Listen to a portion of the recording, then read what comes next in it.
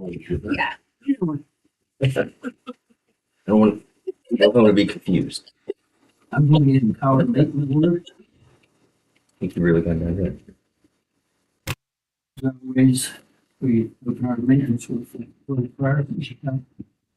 Let's pray.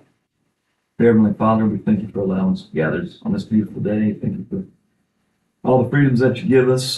Just ask that you be with our country, be with our county, be with our citizens, help all those in need. Just thank you for your Son dying on the cross for our sins. In Jesus' name.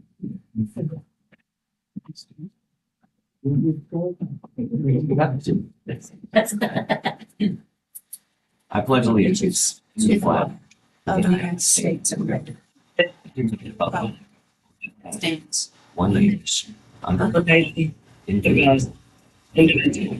independent, for all. Sweaty.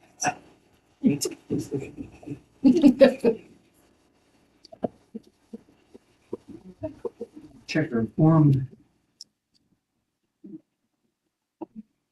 Okay, thank you. Good morning, Mr. Chair and everyone else. Happy Tuesday.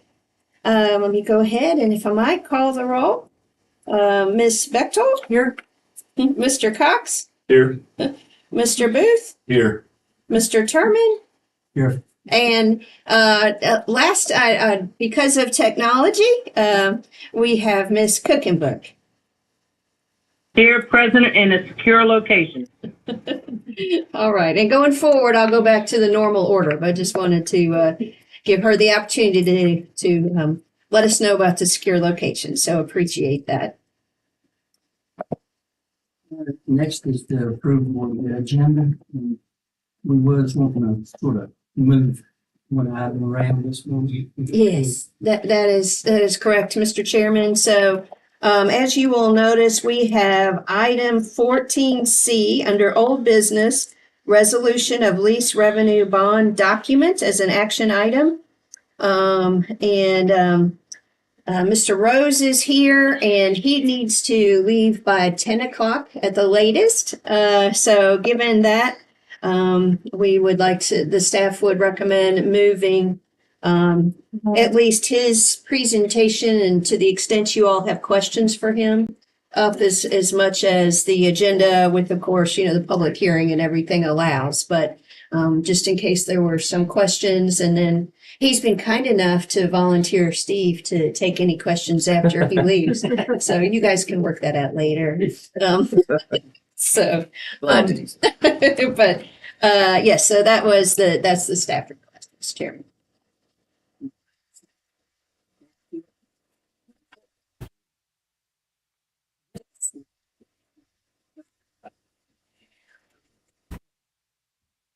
The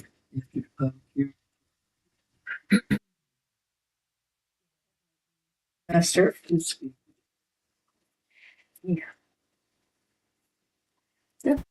like anything. Still move. Second. Motion.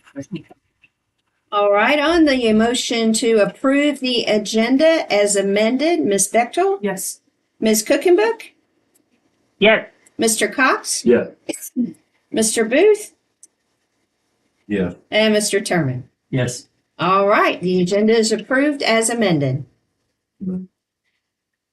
Just the way we move this stuff around, we just need to, and this is our attorney will have to keep us straight on this. Since that involves the lease revenue bond documents, if we discuss those with Mr. Rose in question in open session prior to us having time to do in closed session, is that excluded from being a closed session discussion on the rest of the document? So, You see one, if there is,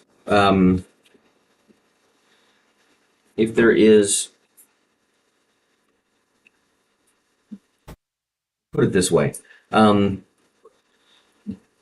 open session discussion may preclude a closed session discussion under things that have not been publicly disclosed. But that would not preclude a closed session for discussion with counsel, for example. If you have legal questions, you can still ask those in closed session. Counsel. This changes what we're under discussing. Right, and it may change the scope of what you're asking, but you can still ask legal questions in closed session, even if the matter's been publicly disclosed.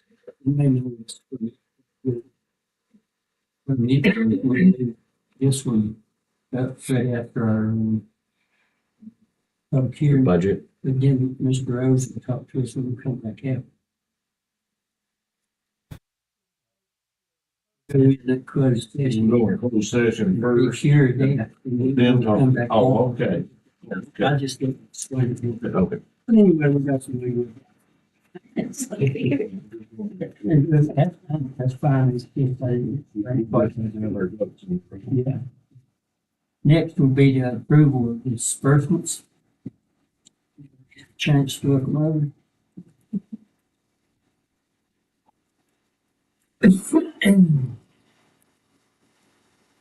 Any questions?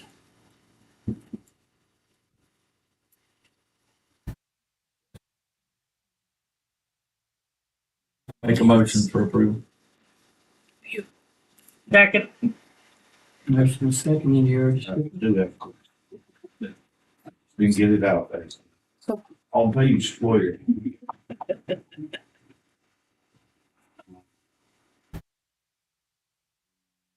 Each day. We got one deal for 325, 650. I think it's 650 is like who put together. Just want to make sure that wasn't just to increase in the flavor. That was all.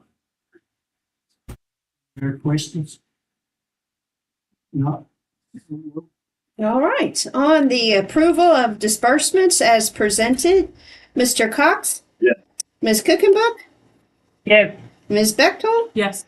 Mr. Booth? Yeah. And Mr. Turner? Yeah. All right, the disbursements are approved.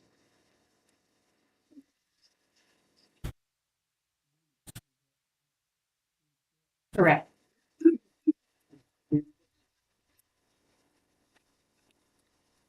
Yes, sir. Three. Take a motion to approve, take a motion to approve the minutes for May the 30th, May 31st, and April 25th. So moved. Second. Any other discussion? Okay, thank you. On the approval of the minutes from May 30th, May 31st, and April 25th, Mr. Booth? Yes. Ms. Bechtel? Yes. Ms. Cookenbook? Yes. Mr. Cox? Yes. And Mr. Turman? Yes. All right, minutes are approved, all three sets.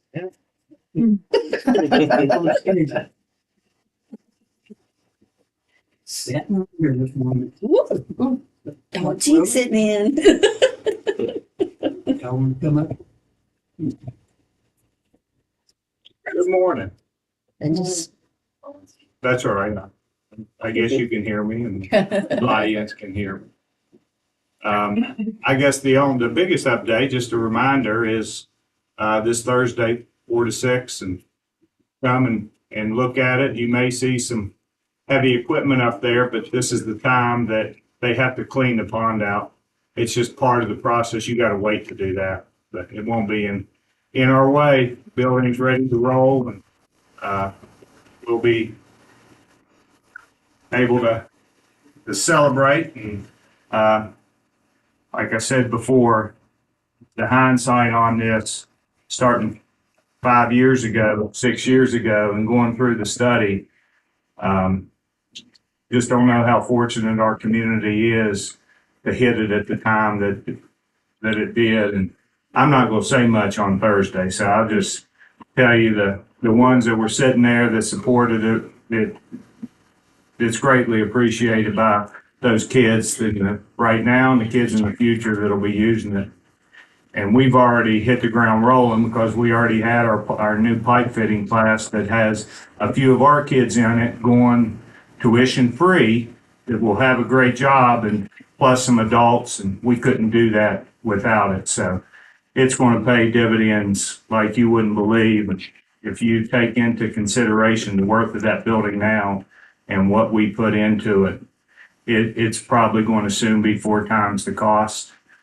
We had Roanoke County up this past week looking at it. They're trying to do a similar thing. We've had probably 5 different school divisions that can't touch it for the cost. And their board members, along with their board of supervisors members that came, one of them said, it makes me sick to my stomach that we didn't move on ours like you all did. So thank you. Thank you for these kids and these teachers that are going to use it for years to come. So I'm not going to say anything on Thursday, so don't expect any great revelation out of my mouth on Thursday. But, We try to ask questions, will you? well, I'm going to tell you what, that's why I brought a guest today. And she'll be there on Thursday too. But it truly was this great collaboration. It's why it's the first word in what that building's going to do. So greatly appreciated. Still waiting on the budget, but like I said, you kind of pin yourself and the people that are here know the budget better than I do. So it's going to be in good hands for years to come with the leadership team and Mr. Booth and Dr. Cromer and Dr. McDaniel. They understand it very well, but not the first time that we went with the worst case scenario and you don't put a burden on the local. So, we're still at the same thing, probably will stay. It'll be level funded. We're not going to be able to ask for anything. It's hard to ask when you don't know if you're going to get more. So you got to plan your worst case scenario. The worst case scenario is you don't ask for anything. So that's where we are, and we'll see what the General Assembly does. And if it's after July, you won't see me speaking about it, but they got a plan. And like I said, we got more than $500,000 of other things sitting there that it won't happen. Won't happen this year, and they know it. That budget won't improve by then.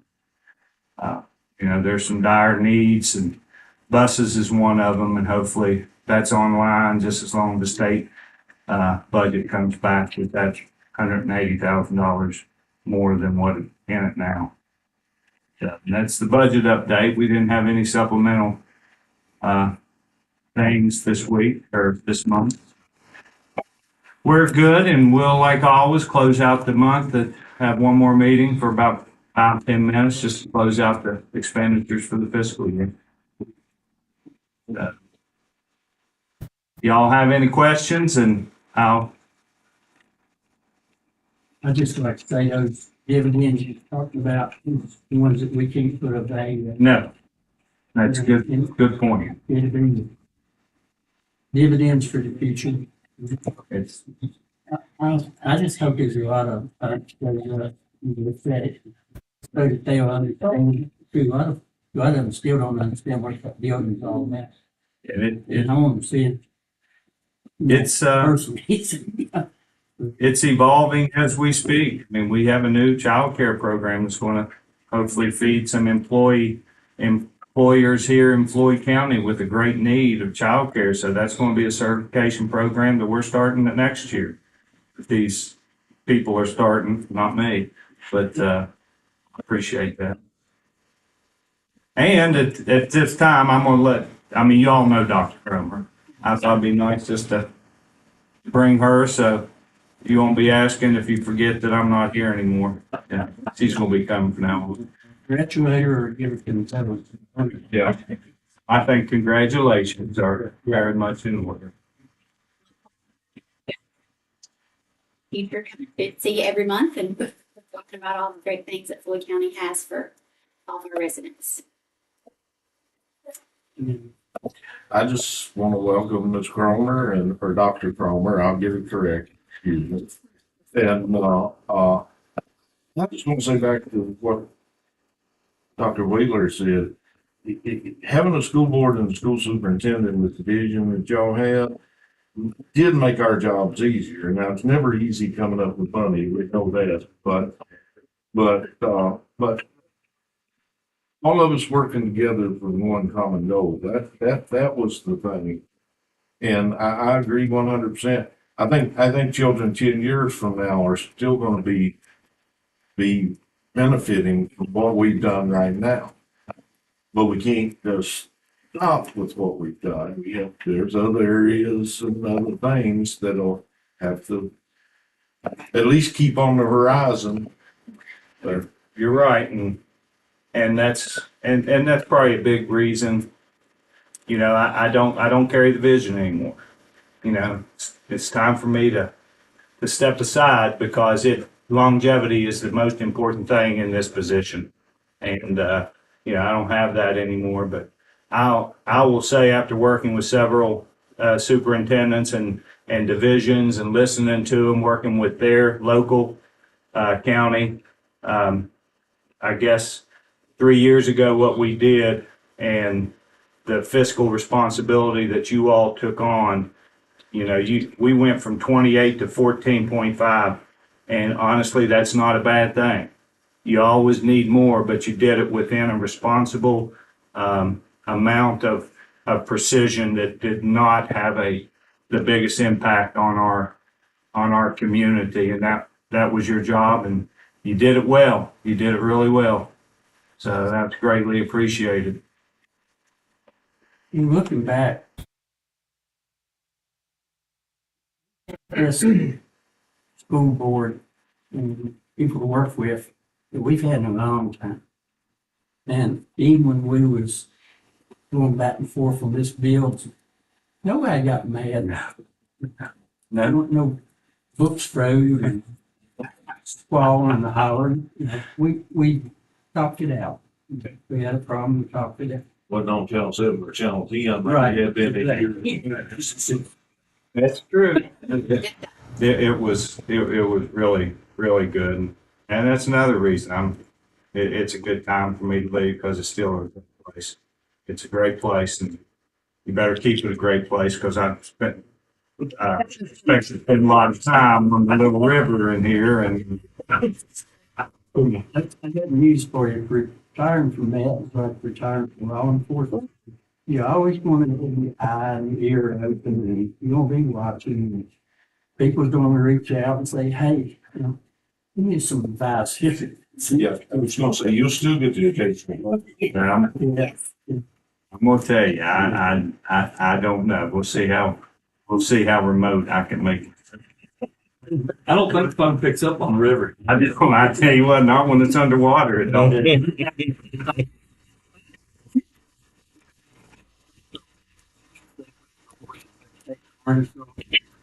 Still need to do. That's a good thing. Not yet. I'm waiting for her to accept it. Yeah, I was just gonna say, thank you, Dr. Wheeler, for this opportunity, and congratulations. Enjoy the river. And, we appreciate all that you did, and then we're excited to have Dr. Cromer on board. Really look forward to what she's gonna bring to the table. This is going to be an easy transition. The only thing, Dr. Cromer, is you've got to come in, and we have to be surprised at what kind of injury you might have. We don't know if it's a shoulder and sling. Right? She's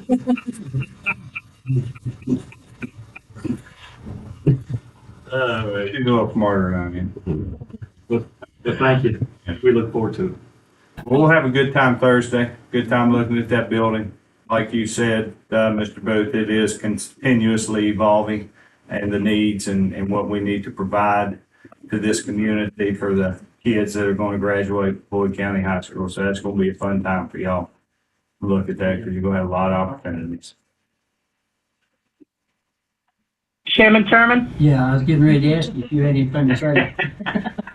You're easy to forget down in that little box. Go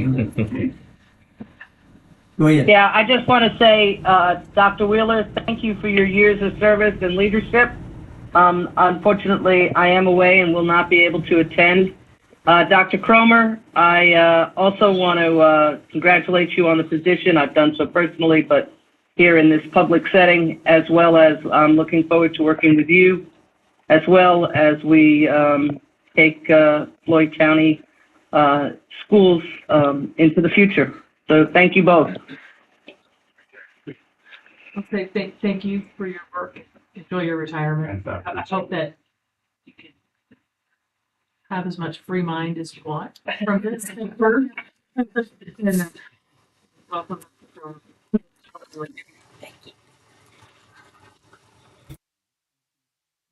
All right. Well, we'll see y'all Thursday. All right. See you. Take care.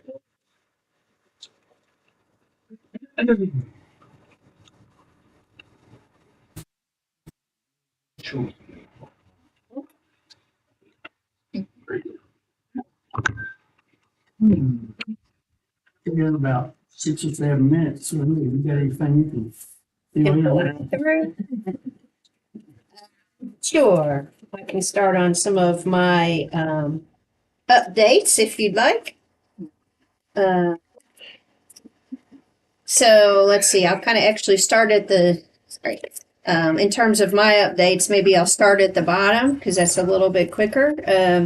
You'll see firefighter dash electric vehicle issues. Earlier, I guess it's been about a week, the chairman reached out and shared some concerns that he had read about related to electric vehicles and the extra risk and training that is required for our firefighters as these proliferate. And so we followed up. I had Kevin follow up, and so there's some training that is available for our fire folks, and so we've reached out to them, encouraged them to take that up. I believe it is a no cost training, but nonetheless, to the extent there are costs, we made sure they were aware. As long as it's reasonable, it would be you all's intention to keep them safe, certainly. And we've also been looking into some of the additional fire suppression equipment and mask and those kind of things that might be needed. We are really fortunate that the chief in Willis has been forward thinking and has already purchased one of those special blankets. And what makes that particularly insightful is that can be charged to whoever's vehicle is insurance, so we can get reimbursed for that and purchase another one. So we just need to figure out how many more of those that we would need. So just wanted to follow up about that. A concern had been raised about, I should mention, if EMS would need any additional equipment as well. And I think right now, until they get back from training, we might learn otherwise. But at this point, the feeling is if it's still on fire, then the EMS, while they should be around, don't need to be in close proximity. Because their job is different than that. So recognizing, of course, we do have quite a few people that cross over and volunteer with us in both cases. But so wanted you all to know that we were starting to look into that. Mr. Food? I saw you. Fires out. Is there a residue or whatever that ash or something that's going to be harmful that EMS is, they may be trying to get to somebody, and they can be eager, from not necessarily breathing apparatus, but protecting apparatus otherwise too, from compounds that's left over after these batteries, and they do burn. That's another way I was coming at it too, the after effect. I've never heard this. This is just my prediction, being pessimistic in these things. Eventually, they will find out that there's a hazmat side of this. It's brought in batteries and got chemicals in them, and metals in them. It's really toxic. Well, I think it's going to be a cleanup. They're going to have a hazmat cleanup for everyone in the vehicles. Brought me around to this. I was listening to news while I was drinking coffee, and he was talking about Ford Motor Company had quit making F-150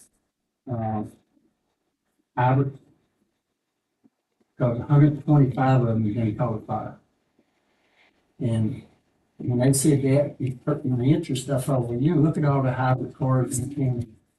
And my son and daughter's got one.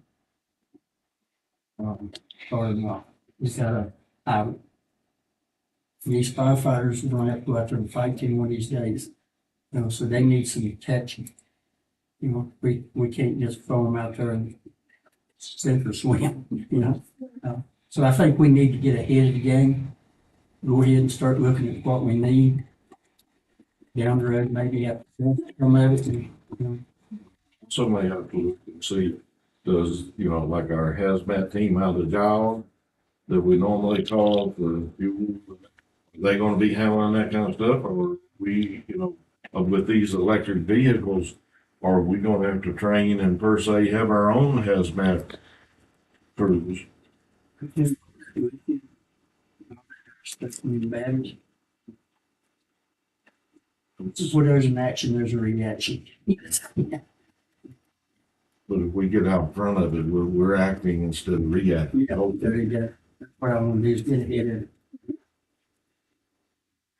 it. Yes, I will follow up with those questions with Kevin and start putting something together. So appreciate those. I appreciate it.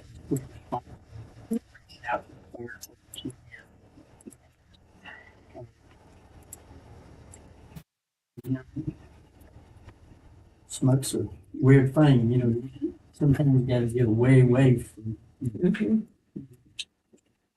It's sort of like, I remember these cars when they first came out, finished shocks on the bumpers. Me and the trooper was off Parkway up here to Parfire one night, and we heard this explosion, and we looked, and the front bumper, one side had bugged out. It jerked the other loose. It was like a lawnmower blade coming down through about knee high. And I thought, my God, you need to stay away from them car fires to the side of them. I mean, it's stuff in there that hurts you, not anticipate getting hurt. But anyway, that put us up to 9 o'clock, so I guess we can move into our public hearing. Yep. Do y'all's part.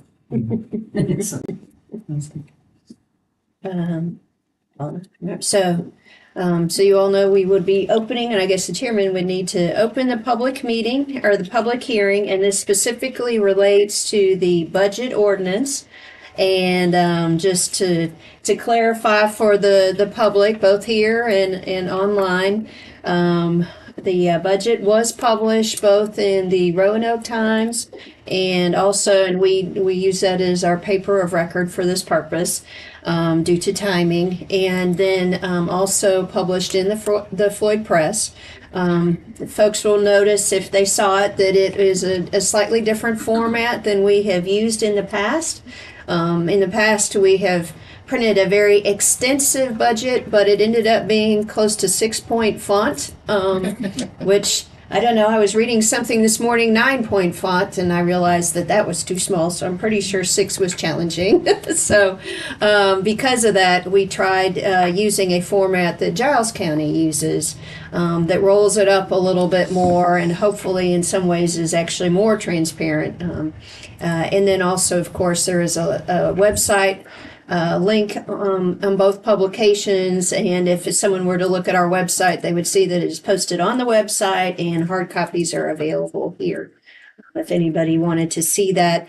And also a notation that, of course, there is no tax rate change.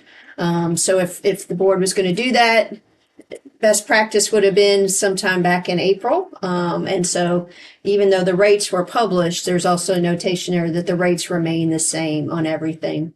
As a side note, I will tell you that there was a printing error. And so we've sent a correction in, but again, it still clarifies that the rates remain the same. So it turned out to be the same error that we made last year. And so when we copied it over, we did the same thing. So appreciate Ms. Baker reaching out as soon as she saw it and getting us so we could get a correction in immediately. So we won't do that. So, and I think with that, Mr. Chairman, if that's enough background, that we could probably go ahead and have you go to the public hearing.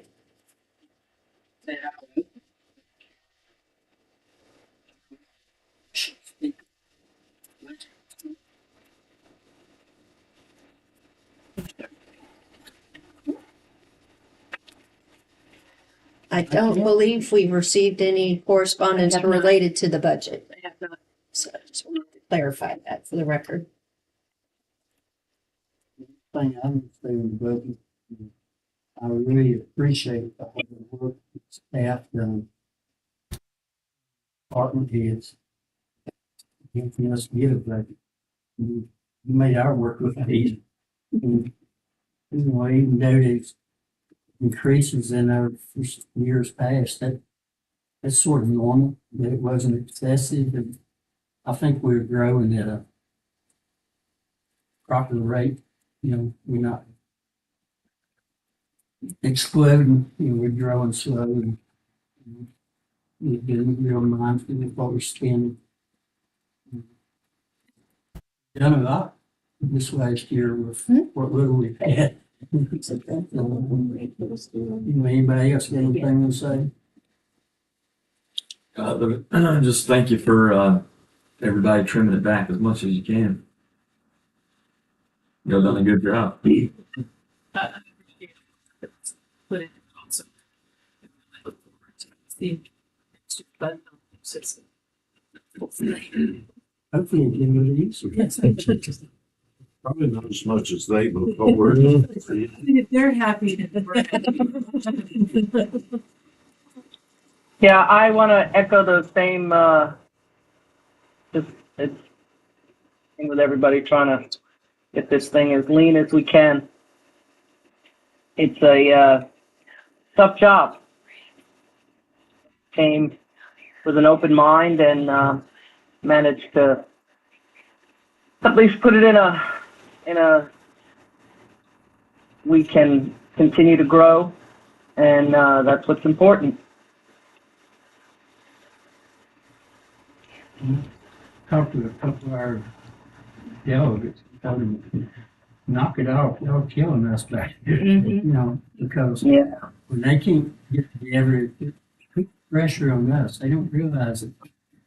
The whole state, not just us, the whole state, but other localities have got this big tax base they can go back on. And our citizens is our tax base, and we don't have these big industries and stuff. So they need to get over the politics and start doing what people left to do. Get off of that. Well, they're waiting until after the primaries, Yeah. which is very short window. They have that luxury, I guess. And they also have the luxury, they can do a stopgap for a short time. But that still doesn't help us because we have to have ours done by June 30th at midnight, period. We don't get that little stopgap. And I don't want us to ever get to the point where we're using the stopgap either. But I agree, I think staff, it's not easy, any of it, but staff has made it easier. And that includes Mr. Rose, and that also includes Steve. He didn't get much praise. I don't know how to react right now. He's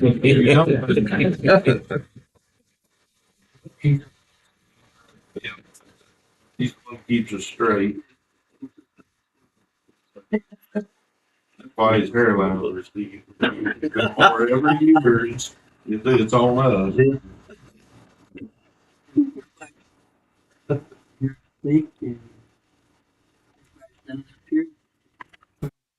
Here in place. And that's the way we can take it. Which one is that following that process? It would fall under, I believe, the first one, A29. Yes, says it's that's the one that's related to property acquisition. I think a motion to go into closed session and 2.2, That you? 3711A29. So moved. Second. Motion second, call the roll. Sorry, Steve and I were making sure we had Sorry about that. the right one, so, we think just A29 is the right, okay, yes. On the vote to go to closed session at this time, just under 2.23711A29. And to, if I might, Mr. Chair, clarify for the public that we have other items that we will go back to closed session later. But right now, this closed session is just for this, for A29. Ms. Cookenbook? Yes. Mr. Booth? Yes. Ms. Bechtel? Yes. Mr. Cox? Yes. And Mr. Terman? Yes. All right, thank you very much. Give that short.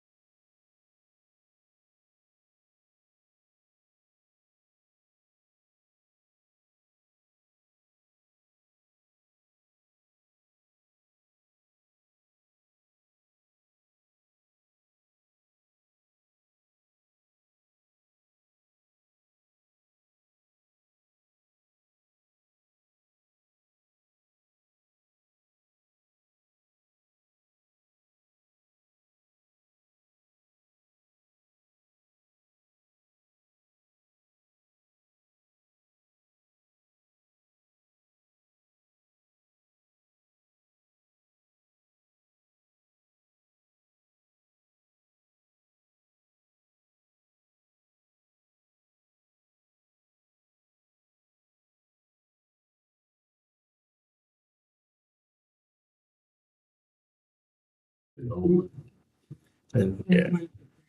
Not yet.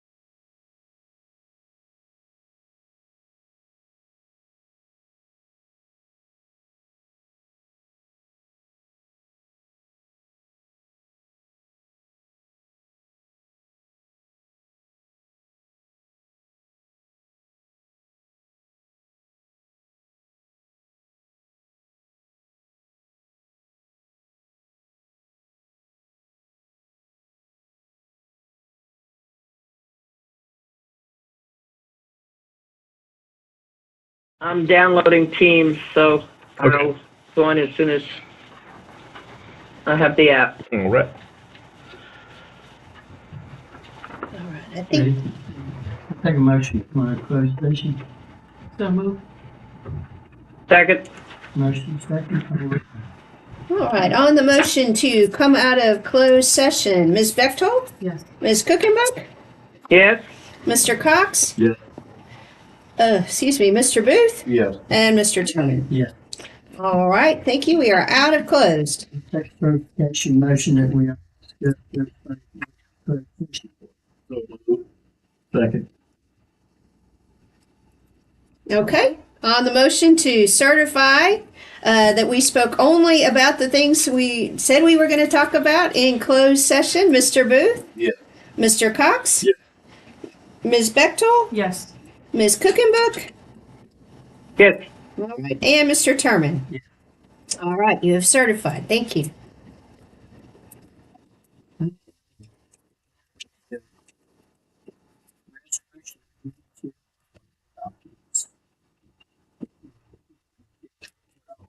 Okay. All right, and I will start and ask Mr. Durbin to behind me, if that's all right. But on your agenda, this is currently listed as item 14C, resolution of lease revenue bond documents. And just wanted to make sure the board is aware there's a slightly updated version of this that has corrected a typo and maybe just a little bit more, but it is essentially the same document that was provided by Bond Counsel. And Steve, I don't know if you want to add more. Yes, thank you. Mr. Chairman, the resolution that was included in the board packet has been updated with just minor changes, and I'll go through those changes and then kind of give you an overview of what it does. But the changes that we'd be asking for include in the second whereas clause after Webster Bank, we've added National Association, which is their full legal name, being the lender. In subparagraph A, identifying the ground lease dated as of June 1st. It should be 2023, and that is corrected in the updated version. We had 2021 as a carryover typo there. In item C, second line, where it says pursuant to which the bond, we've added is to be issued rather than are to be issued. The correction of grammar there. And I believe those are the only modifications that we would be asking for. I can read the resolution if you like, although its length I might recommend waiving the reading. But essentially what the resolution does is it approves the financing plan whereby the county and the EDA would enter into a ground lease to the EDA, a lease back to the county with payment provisions that would be used by the EDA to satisfy the financing with Webster Bank. It's a mechanism that we've used many times in the past. It's kind of a standard provision for its lease revenue financing. And for that, Mr. Chairman, I'm happy to answer any questions, but it would be our recommendation to approve the resolution as corrected.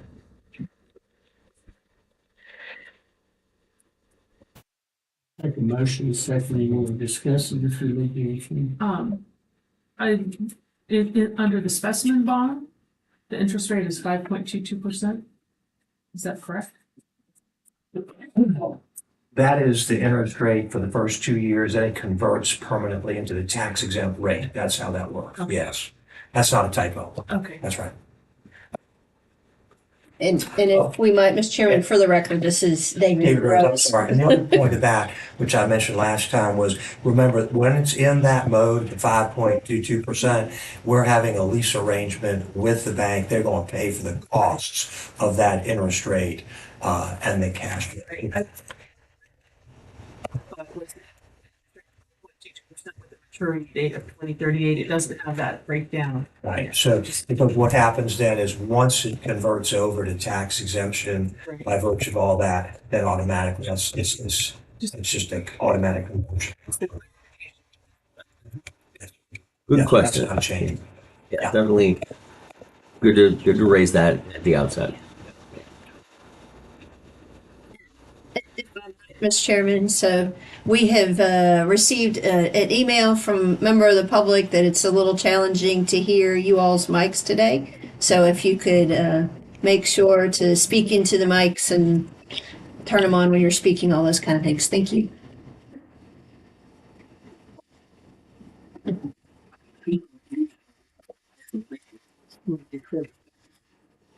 The order. Yes, that is true. That is true.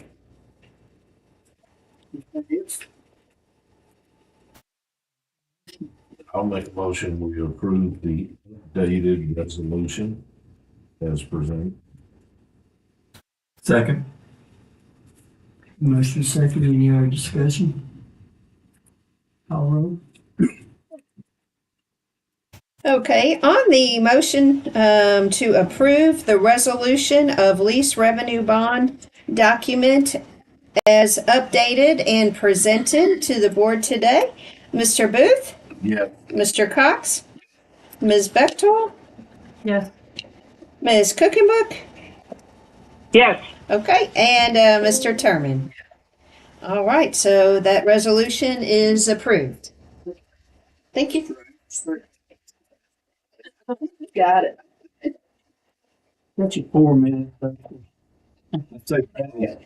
You put my watch a little fast. Thank you. Thank you. Oh, like I said, we can think days of them. Good seeing you again. Good to be here. Thank you, good morning. Morning. I'll start off with just some of the maintenance things. As we get towards the end of our fiscal year, we're going to make our allocations last to the end. We've been doing, and the work has been needed, obviously. It's a lot of machining gravel roads and hauling stone gravel roads, as well as a lot of shoulder maintenance. Done some on Franklin Pike, some on Daniels Run, some on Huffville. One on Huffville is probably related to the overlay schedule, which is on the way, which we'll be doing Christie York Pike, Huffville, and Laurel Branch. So we've done some spot paving in Laurel Branch as well. Some pipe replacement on Laurel Branch. Have done a few emergency type pothole, really needed pothole patching on 221, 600 Sheila Road, and some spot paving on also on 221, so large patches there. Worked on that first part of the little bit of turning lane at Barberry and 221, so we got that in. Upgraded a few of the ADA ramps in town. Got some more work on there. If we can work out the right of way, we might extend that down. If we talked about that before, it was kind of a 2-phase project, trying to get a little bit more room there at Barberry for the busy times with school and other events at the high school where people are trying to come out and turn right. It's not going to provide a lot of relief, but it will provide some having that, and it will also modify, kind of change the angle of crosswalk right there.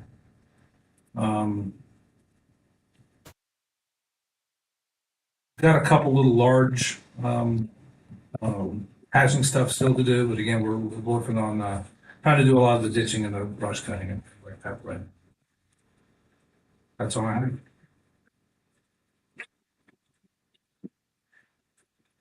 Thank you for all the work you're doing. That's your list.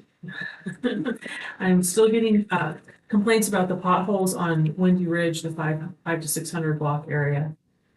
Lots of potholes. I'm also getting generalized complaints in the whole district of Indian Valley, but specifically Sutton Road and Horse Ridge, that traffic on Horse Ridge is increasing and it needs painting, line painting and pothole and shoulder attention. Sutton Ridge and what was the other one? Horse Ridge, Sutton Road and Horse Ridge. Windy Ridge is where I'm getting consistent Right. complaints with the potholes as it's a dirt road. 500, 600 block. Yeah. Excuse me, Glenda, you said pothole, what else? Pothole and shoulder and line painting. Sorry. I'll have to check into the line painting. I don't know if it already has line, either way, we're modifying our roads that are eligible for line painting. So I'll look and see that.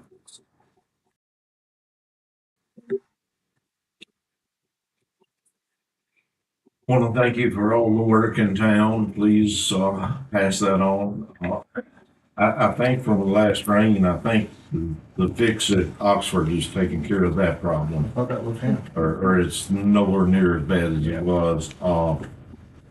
The only thing I've had in what's going on in town on Route 8, the one on Route 8, on this end of town out near the Mitchell residence, they have raised the concern that, and I haven't been out there during the rain, but the concern's been raised that the way it's done, that it's going to turn the water down their driveway instead of continuing.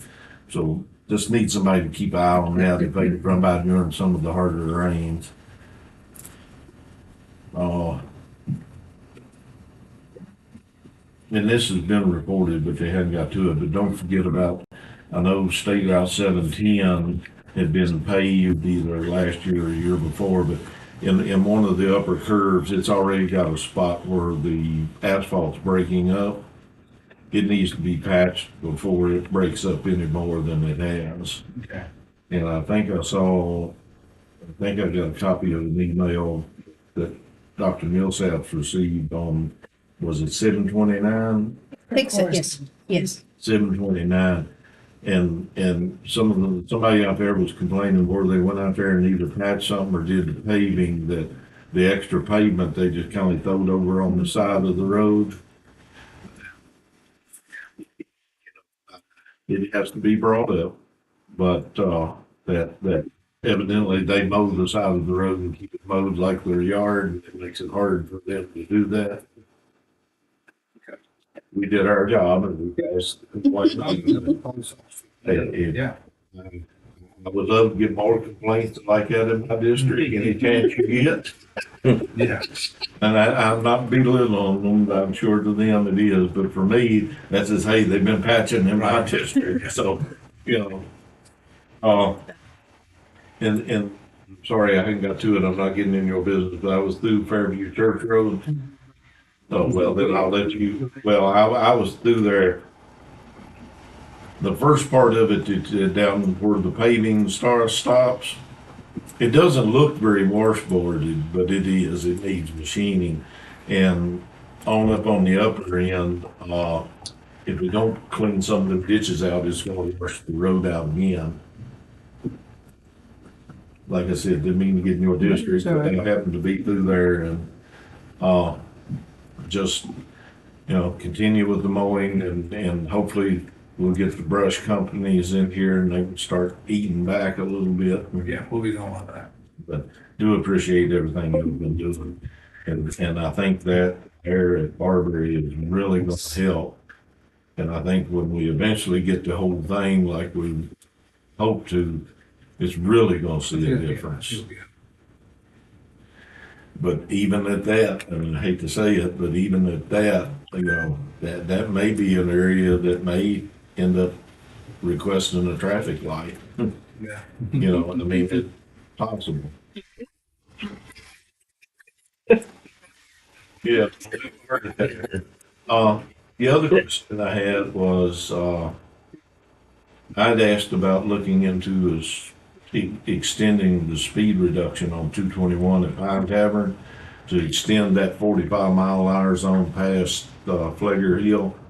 Whenever you get an answer back on that, Yeah. I'd love to know. And I've had, we reconstructed our, I hate to bring green boxes up, but more than likely one of the sites on Route 8, we're not going to put one back. We moved those boxes to this site just outside of town, which has created more traffic in that area. Could you look into extending the 35-mile-an-hour zone past the rec park entrance and then do the 45-mile-an-hour from that curve to the next curve? And then north end. Or to all the way to the bridge? Yeah. I know there's been several close calls there. Dog Creek Bridge. Yeah, the Dog Creek, first Yeah. Dog Creek Bridge. Excuse me, Mr. Booth, why did you want to extend the 40 or start the 40? 45. In that, you come down the straightaway, start to 45 more in the curve, Okay. and extend that 35 past the park entrance. Mhm.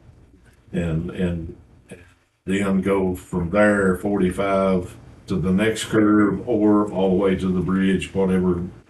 I know y'all have guidelines on what you can do and how you can do it, but since it looks like a lot of traffic's increased there since we've done away with that one great box. It all has to be reviewed by our traffic engineer and things, and they don't change a lot of speed limits, but I'll have them take. This is a safety, purely from the safety standpoint, and up to 3 people that has just about got broadsided pulling. With that 55 where it's at, they come around the curve of town. They're already Speed. Yeah, they're already at speed, and especially if it's somebody turning left out of that lot going toward Christiansburg, it's. But if you can just put it. Yeah, on, they can study it. they won't change it if we don't ask, and if they True. don't change it, then we say. Yeah, they don't know. And finally, if there's anything you can do to get the Route 8 paving back on the plan, if there's anything I can do or we can do, it'd be great. They'll be lobbying for next year. So they took it out of last year's, and they just dropped it and didn't put it back in this year.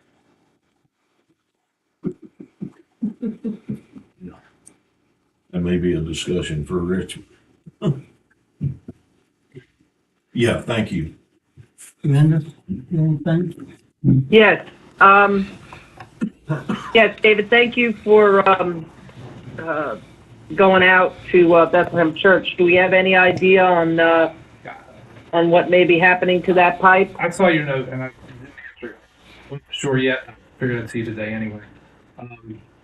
But I need to double. Do you remember the address of that park? I haven't asked them. Yeah, it's between 4052 and 4097, Okay. Bethlehem Church. Yeah. Were you not able to get by it the other I day? did go by. I couldn't remember. Yeah.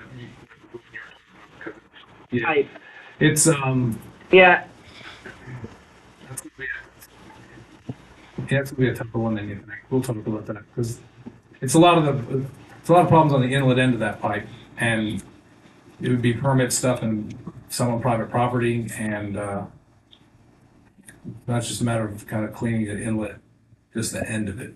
Because the pipe goes into that. much information as we can have so that we can talk, and maybe we can go out and meet with the homeowner farmer to try and figure it out. Yeah. Eventually, it's going to undermine the road, I believe. Also, thank you for the work in town. It's been hard for me not to follow, but will there be turning arrows on Barberry as it approaches Maine?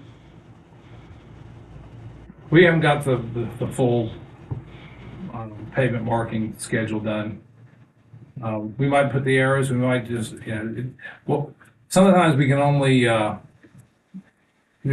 what we can, what we can actually get, and I think there might be regulations on what you can put down as arrows. It doesn't mean you can't use it as a turn lane. Kind of like bike lanes. Some places we have very wide shoulders on purpose. We keep the edge lines in, but it's not. Okay. But there will be some people that don't understand what the concept is, and it'll continue to be the problem. That's why I'm asking. Yeah. So I guess we have to follow your rules and regs at VDOT, even if sometimes they don't make the best sense in certain places. I mean, I know a broad brush can't always fix the problem, but thank you. I have seen it in action so far, and it's working. And we may look for a point where if we can get to the phase 2 part of it, where we extend it down to that, way, make it better, easier to get the right turn arrow there. Gotcha. Also, I saw that they were painting lines, but they were painting lines on areas that I think you're going to be paving. Is that just the nature of the beast? When you get the line painters out there, they just paint where they're told? They have a schedule, but it's usually coordinated with our overlay. I don't know. Are they painting lines on? Out on 615, we got new yellow lines, which are great because we needed them. But as I understand, you're going to overlay that area. So I don't know. Just seems like a waste of paint. But anyway, the roads are looking good. I know that in the area on 615 where you stopped brush cutting right before Grandma's Lane, there are some postal boxes on the right side of the road in some very, very heavy brush. It's too dangerous for the homeowner to go out if it's in the straightaway after you come through that curve just past or just before Grandma's place. And it's hard for the mail to even get into the box and feel safe. It's really hard. So if maybe a single crew could go out there with some, cones or flaggers or something to clear that off, it would be very helpful. Okay, I'll take a look at that. Thank you. That's about it. All righty. I figure you and Mr. Best may have had a chance to talk, but do we have an update on Terry Lane? Yeah, we started the preliminary work on that. There has to be some ditching done, possibly some pipe replaced, and some brush cuts. We started that part. It's going to be as we get to it, it's going to take a while before it's completely finished. We get the final asphalt on, but we're going to chip away slowly with the other stuff. It'll be a couple months probably for the whole thing. But yeah, no, we got a schedule, and we got actually an offer to come out and show us exactly firsthand where some of the drainage things. It's always good to get local knowledge on the drainage. Thank you for the update on that. Do you think there's any plans for maybe any type of overlay for King's Store at any point? That's starting to be fairly rough. Yeah, we'll look at that as on a countywide basis as we're looking at next year. So schedule. Okay. Maybe just see if you can give some attention to Goose Creek after some of the rains the last couple of weeks. I did just send you a copy of an email that I had from Lick Ridge. Okay. So you'll have that to review. But I think the main question, the citizen has sent maybe 3 tickets anywhere from July of 2022 to a week or two ago about drainage and road grading problems, and at least on the VDOT websites it still says that they're open tickets. His main question, obviously he's letting us know that his area of Lick Ridge needs some repair work, but his main question is the top section of Lick Ridge continually keeps getting maintained, but they always stop around 2631. Lick Ridge. They never go any further past that. So he obviously lives on past that. Right. But if maybe, if nothing else, you could address what reason and why they might always just stop at this particular spot and don't keep going That further. may have just been a historical kind of practice. Yeah. Also, I believe if you look at those roads, if you look at some of the old maps, there are actual different types of road. We had one called an all-surface road and one called like no surface roads. And those are the category of roads that are narrower, had to do with a lot of traffic count. It doesn't mean they can't be changed, but that was just the nature of the road. If you look at our road log books, Lick Ridge probably was a 10-foot wide, what they call the 10-foot wide unsurfaced road. That's all it was. That's this a category of road almost, simply a primary, secondary type of thing. Gotcha. I can show you on the old maps. It's even got it's some different color coding in the maps. Okay. Yeah, if you get a chance to look at that email, and then maybe we can see if we can give some attention on further, down towards his residence. And then not to step on Linda's toes, I think it's in her district, but sometime last year we discussed Country Ridge off of Flicker Hill. It's a private road. Do you know if you got any further updates? No, it looks to us like it might. We'd have to take a full look at whether it would qualify, but mostly due to site distance. I think that was the reason that it was not approved for a rural addition. Okay. We do have some funding in the rural addition account. County would like us to take a little better look at that for inclusion in rural additions. Want to spend some of your account money there. And that money is just there because it can be there. It can also be moved to something else. The county would just have to prioritize that as a rural addition or to put that money at some point on just like a regular unpaid road project. Gotcha. In other words, it doesn't have to be spent for a rural addition. It's only if the county would like to do that. Gotcha. Okay. I ran into somebody that lived out there and brought that back up for me to talk about. And then last, some of the mowing in my district looks really good, so appreciate that. Yeah. I had to get to the one a little earlier, so obviously some places that had to be last. Yeah. But Well, those deers can't jump out quite as good on you. it's good, yeah. Well, thank you. So, David? Yeah. On Ridge, it's actually in Jerry's booth district now. Close. But would you take it into your system then?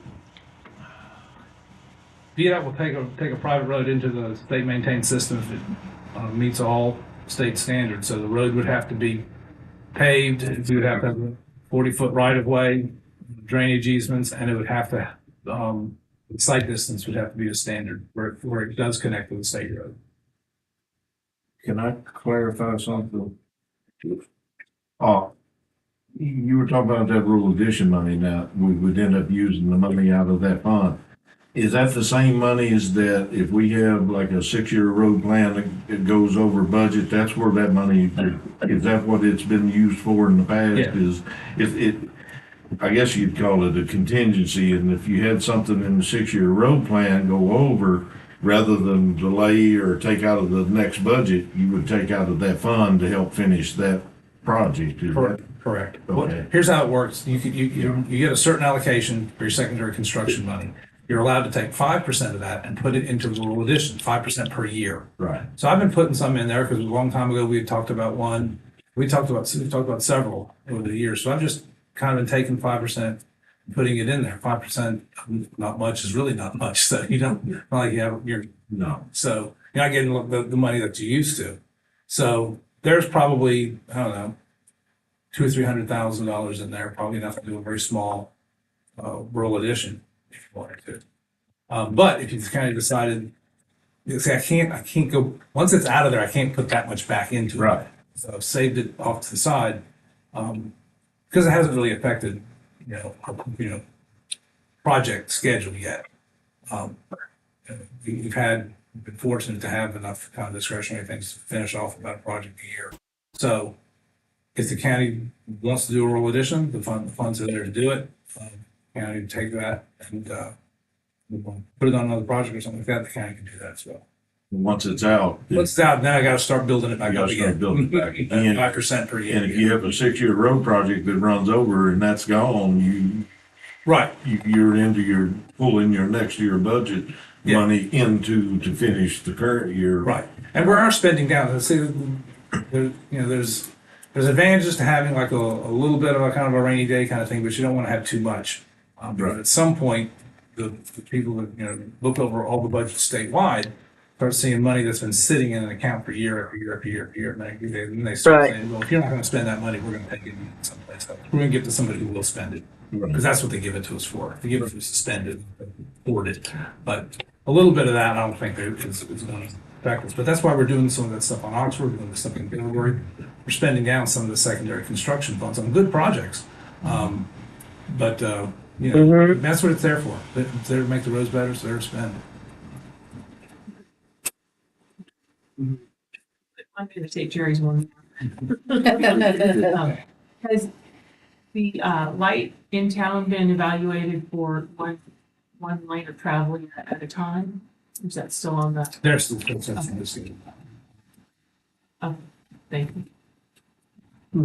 I just want to say thank you for, after I vote Camp 5, milling that out and widening it, we put it in the culvert. I seen you do it up there at Duxbury, and I was hoping y'all would move down there, because that's sort of mean coming off there and hitting that, it sort of. That was the surprise. We saw that pipe there. Everything almost nothing like Snuck up on you. Yeah. But, getting back to Jerry's Fairview Church Road, that does need machine bad if it can. I think there's a lot of bedrock in there, we'd be able to do much with it or not. But going up, you can't get your speed up. Coming down, if you got anything to see, it vibrates out in the field. Yeah.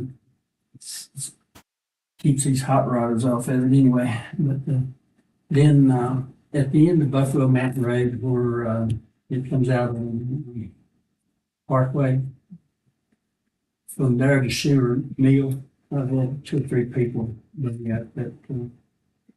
It definitely needs some attention. I've got a crew out there, they're probably out there right now. Oh, Taking a plan for that, yeah. good. We let that one get away from us a little bit. We patched that earlier, it deteriorated as it is now. We've got that and some on Black Ridge. Good. Good. And into, right at the intersections, I don't go see much of the bushes just shot out overnight, they're blocking a lot of the signs. Would make it difficult to throw out, and I believe that Susan put a deer hide behind them and jump out at you. Is Ferny Creek, y'all doing that now, or? It's gonna be probably in about 2 weeks. And I've spoken to the citizen out there, and he understands our schedule as well. So yeah, that one's Ferny Creek is planned here. Second, not next week. They may start at the end of next week or the week after. Good. They just get rid of. They was thinking we forgot about them. Yeah. And, I called them probably last week. yeah, good. Other than that, just, my road just needs machining where the heavy rains just, you know what the problem is there. It's just some of the culverts is not carrying water, washing it out, so. I'm least going above my house. Yeah. It's worked pretty well. yeah, it is. That's good. Actually, there's an 18 wheeler goes in there. But I appreciate everything y'all are doing with the small crew that you got. Yeah. So a lot of people don't realize yeah, many people that I'm not the deal with it, for sure.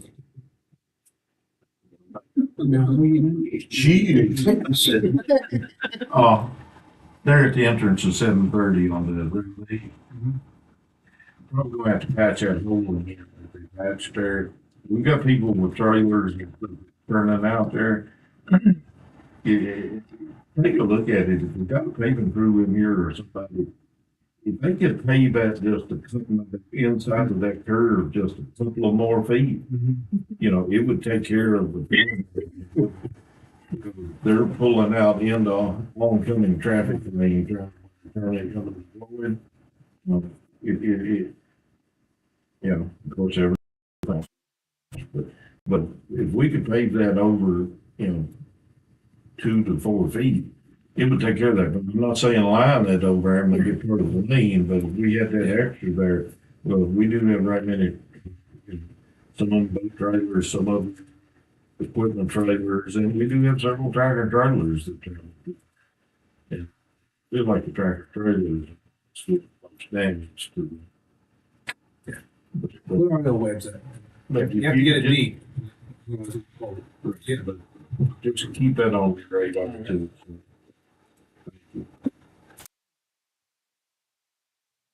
So I have, Thank you. Dave. That's it.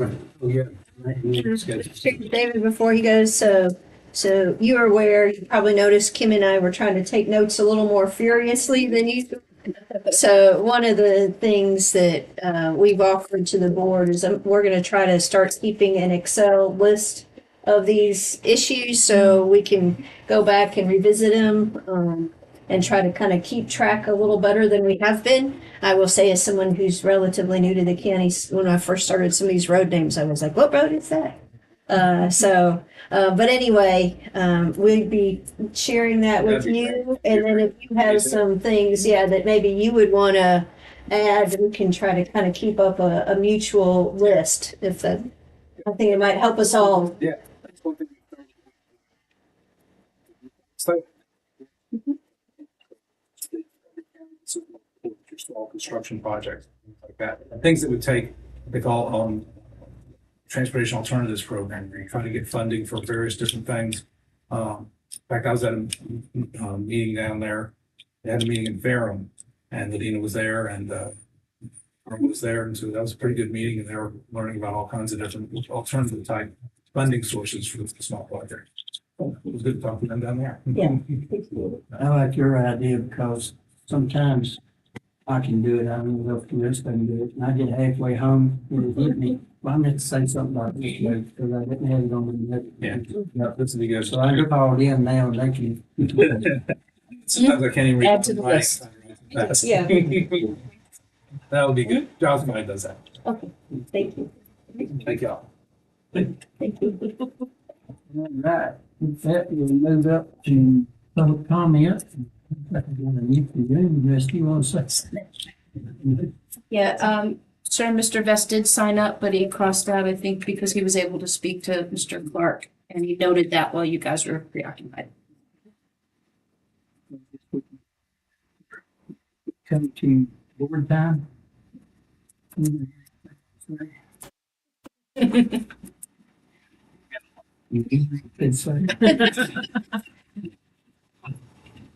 I'll do real quick. Dr. Millsap, do you know what the status is of the Deer Run dumpsters? I think they're still there. I'm not sure if they ever fully got removed, but I haven't had any complaints about it. Right now, the plan is they're monitoring it, but due to the staff restraints, we're just trying to maintain the boxes that we have, Yeah. and we can't pull them away to pull. So that's. I mean, probably had more positive that at least they're still there. But, that's cool. Yeah. Thank you. Yeah, I'm sorry to Kim's point. We have, we continue to have some staffing challenges with the transfer station.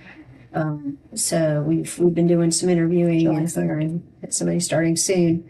Been seeing the management crew out driving quite a bit. I run into Jabe almost every morning when I'm going through. So that's been helpful. Appreciate them stepping up. I may have mentioned. If we get a real good candidate that they don't have CDM, I think I talked to you about it, that maybe to help him out, if they get a modified school, if they can go to help them get their CDL. If it's because they may not be able to afford to take the necessary schools that want. Yeah, may be able to get us some good candidates that way, but they'd have to sign a contract for a year anyway, so we don't train a bunch of CDL people and they go somewhere else.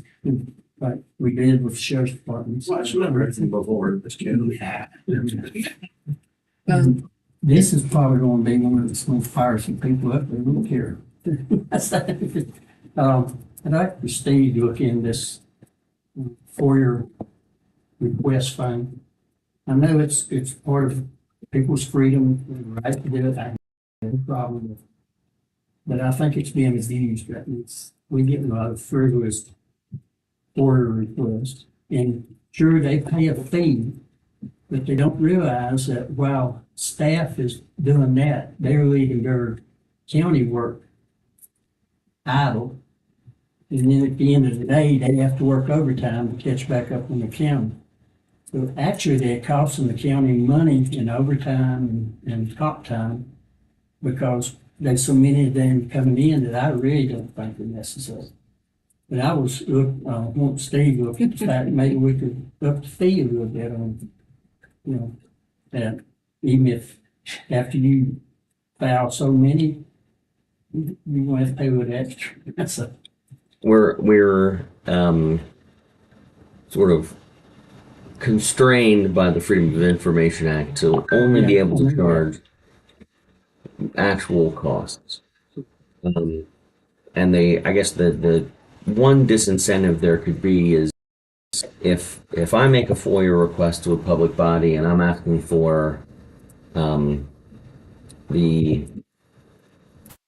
emails or other documents that only a highly qualified person can review, it is legitimate that I would have to pay the hourly rate for that higher compensated person. But it has to be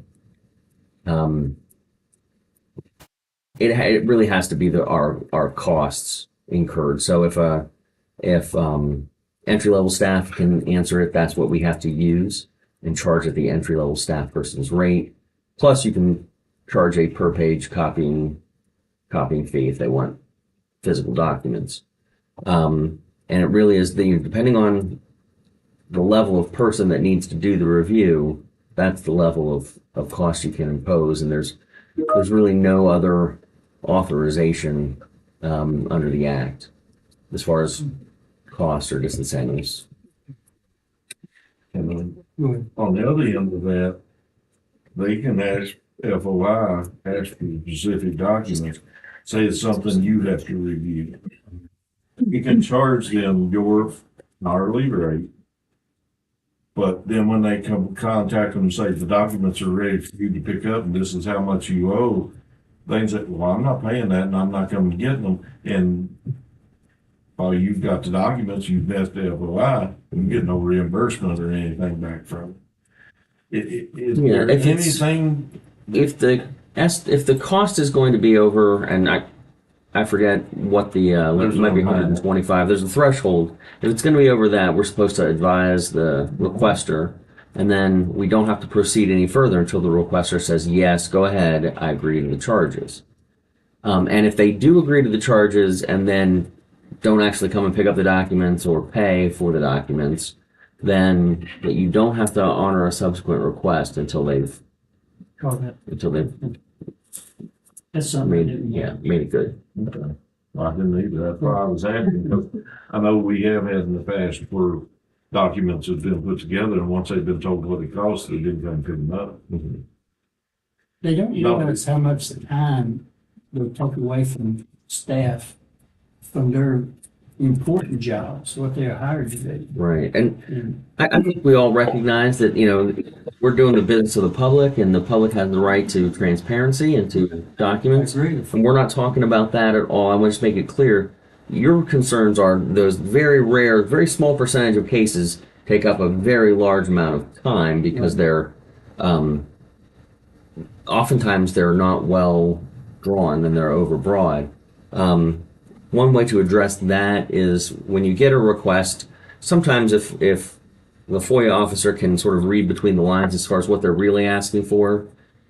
Respond back to the person, because you're allowed to have a dialogue with the requester and say, I think that we can put our, finger on these one or two items that you really want. That's going to be much more efficient for you and the county. Would you like to modify your request to that? And we can do that. And rather than spend a bunch of time engaging in a hunt for an overbroad request that's going to cost the citizen a lot of money and eat up a lot of county time. So we can do that. That, We got a few that's looking for a gotcha moment. They just keep looking for something that they can come back at the board on. And a lot of them, from what I understand, if they listen to their YouTube, if they go right back on there and listen to our meeting, they could get what they needed from that. We can't do anything. Danny's good, but I don't think he can go on there and change. We've been accused of changing what's going out on YouTube. And there's a whole lot of stuff out there that could get into if we did that. But I just think it's getting out of hand. And I wish there was some way there to sort of rein it in. I was one that I received it as an example of he wanted stuff pertaining to a specific subject. And after our hacking, we didn't go back but so far. Right. And So we contacted the person and said, look, you've got information going back to this date. And yes, there may have been other correspondence past that, but we no longer have records of them because they were lost. And the person understood, so they modified their FOI back to that date. But and sometimes the documents just don't exist. The Library of Virginia has schedules that we're supposed to destroy and dispose of records when they're no longer relevant or useful. Because otherwise you'd have this glut of documents that would bring the wheels of local government to a halt, right? You need to be able to dispose of old check stubs after a certain amount of time, things of that nature. And it is an entirely valid response to say the requested documents no longer exist, do not exist. And so that's sometimes when I get a question on, well, how do I respond to this? Sometimes the documents simply do not exist.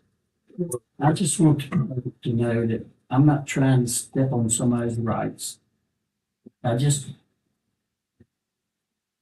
always tried to run since I've been chairman, be neutral and transparent with everything the board's done. And I think we've always done that, really. And, we're not hiding stuff. We're not trying to, you'd come down on us if we did. It's I would. We look at you, as I said earlier, it was not in civil courts. But,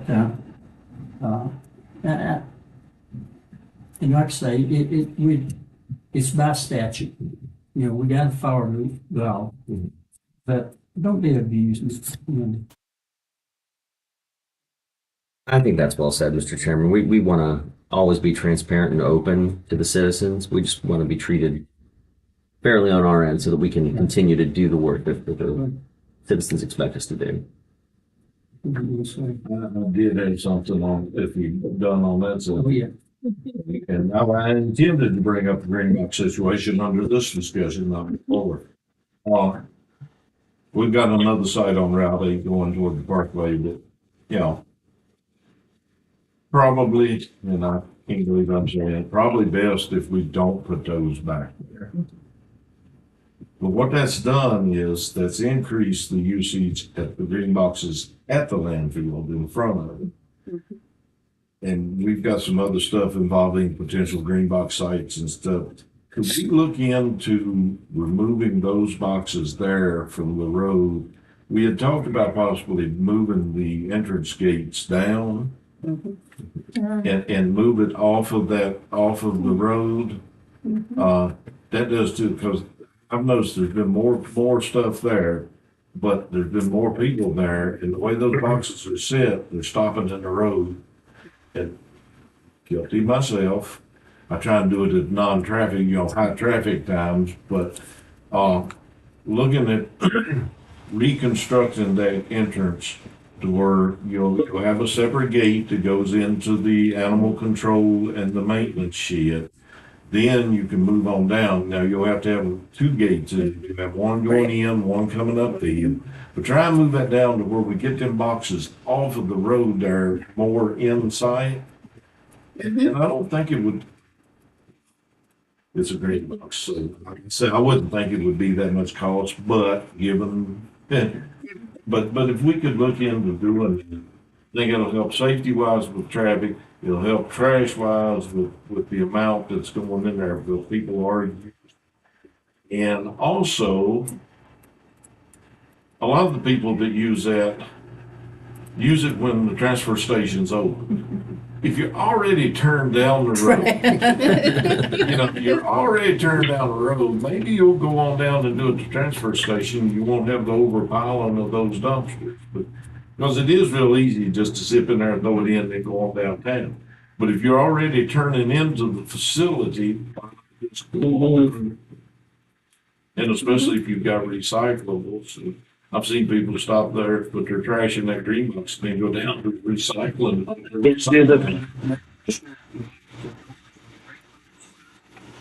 was gonna say you could have you could just arrange fencing so that those are yeah.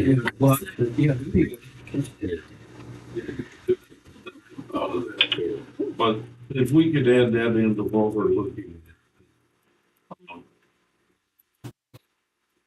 I can't believe I'm saying it, but I've recommended two sites on Route 8 that we put boxes in. So That's another thing that incurs extra work and pay for the county. When you're right there at the gate, and then they have to quit and come up there and empty that box and pick that trash up and go back. I mean, I know that's their job, but why make it harder? You can only do so much. That's right.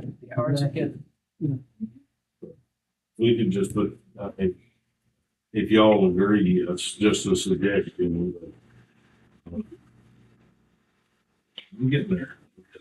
You dragging me, You gotta dragging start me. You have to start somewhere. But, I think given our employee situation, we've been talking about this forever, not just us, every board, and it's time to go a different direction. It's no problem. Yes. Count You gotta this, start somewhere. for me, I have to.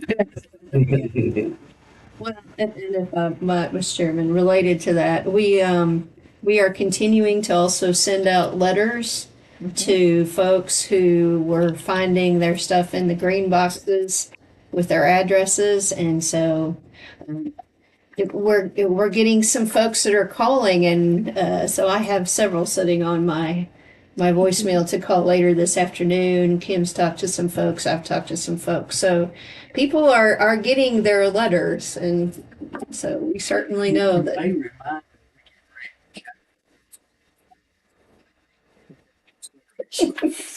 Well, I think it has been effective to at least get people to recognize what the situation is. So whether they like it or not, it's a whole nother thing. But In all due respect, Dan, some of the things around me,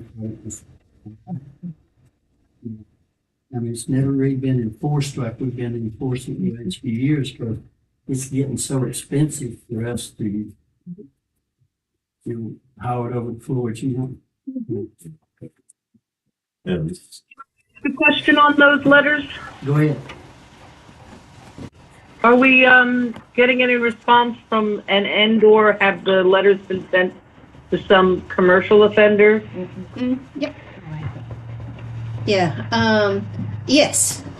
We have, Good. and in those Good. cases, the property owner, a business owner, actually came in and talked to us, and so we're going to be putting a business box there, and also making some other modifications that will actually be really helpful to us. And to the chairman's point, I think in that case, it was someone who purchased the enterprise from someone else, and that's the way it had been done before, so they just continued. So now that's all been corrected. Okay, good.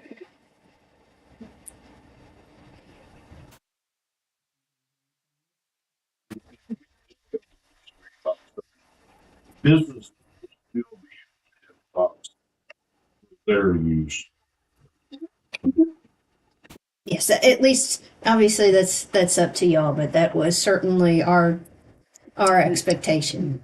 That was not contemplated in any of the ordinance revisions or anything like that. Like, there would still be the ability to order a green box. Roll off or what have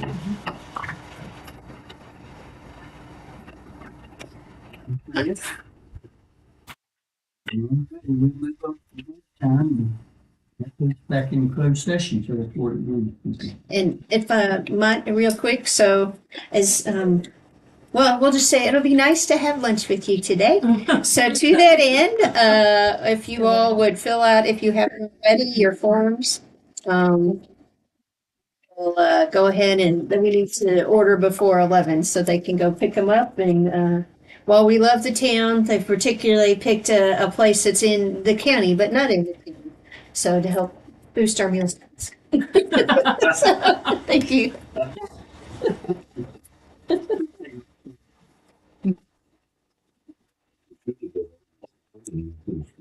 There you go. Good idea. 11. What did he say? Not too late. We should have ordered something for you and then split it. Yeah.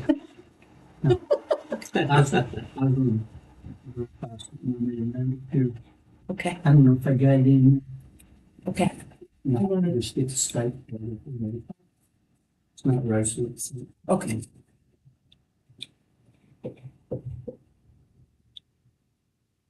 Okay.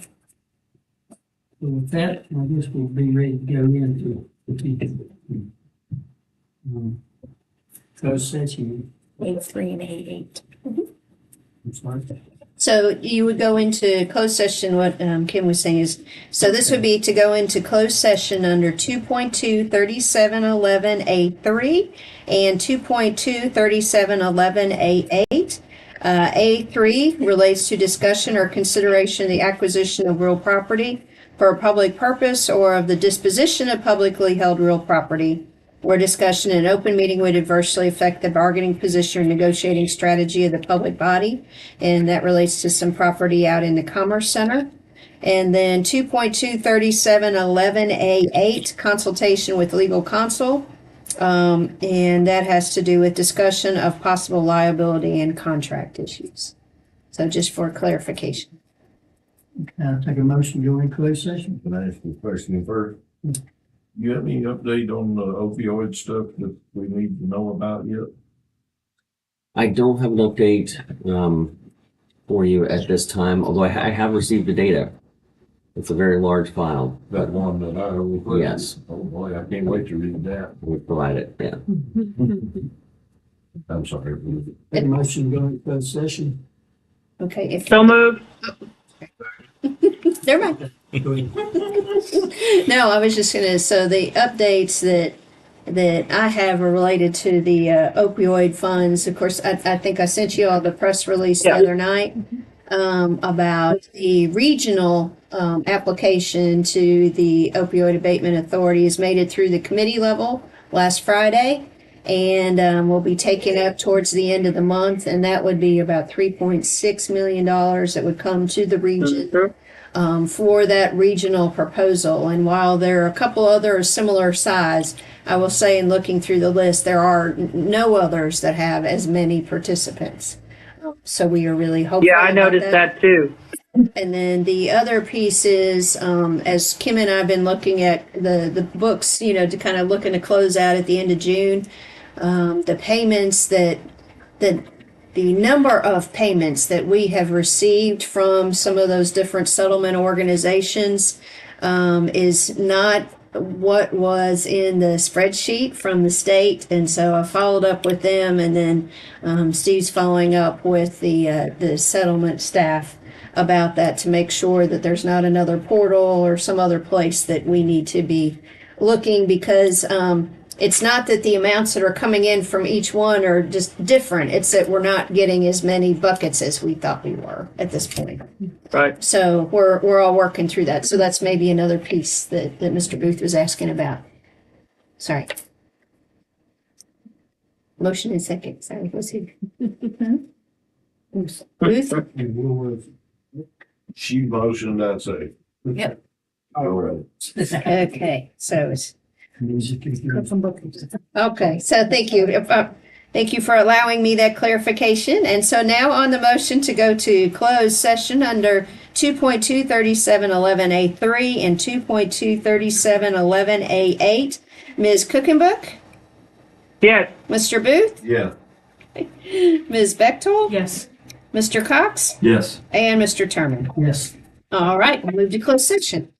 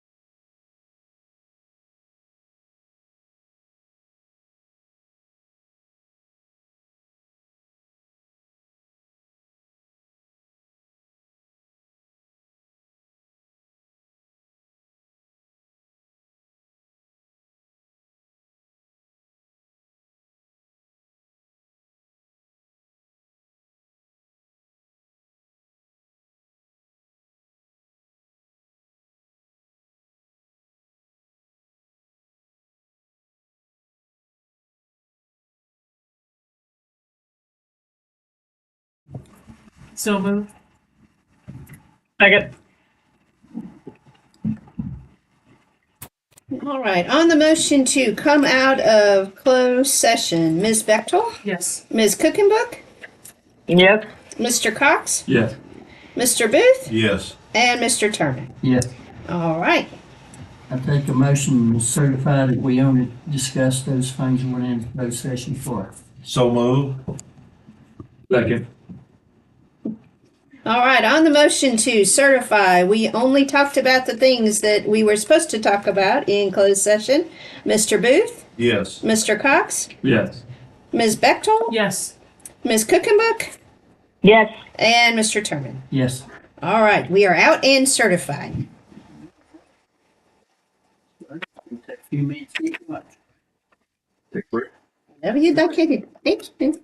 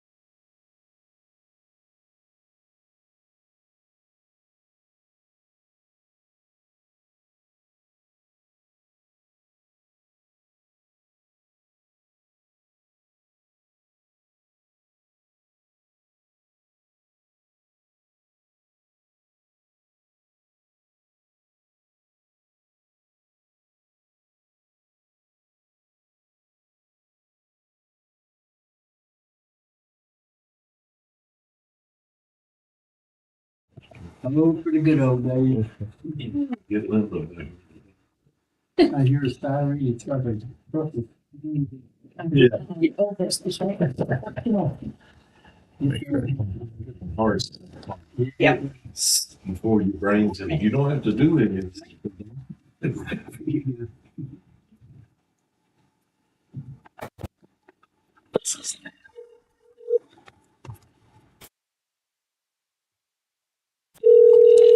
Hello, All righty. I'm back.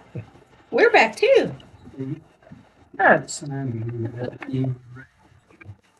Up you on yet? Yep. Okay, we're on. Yes. All right. All right, we're back in session.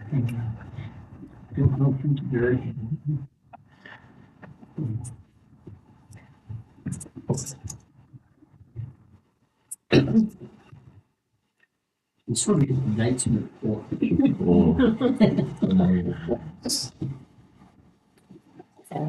Mr. Chairman, I think that we are to, if I'm looking at this correctly, 14A, old business, naming of a shared drive. Please. They got it fixed. Yeah. You noticed it's done.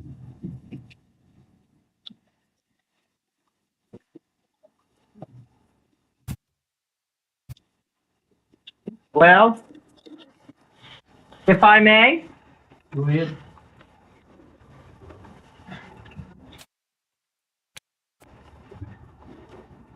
Ms. Cookham, but the chairman said go ahead. okay, I didn't hear him say go ahead. All right, so here's what I'm thinking. We now have kind of what we wanted. The 3 residences that will be built off that spur will get a name later.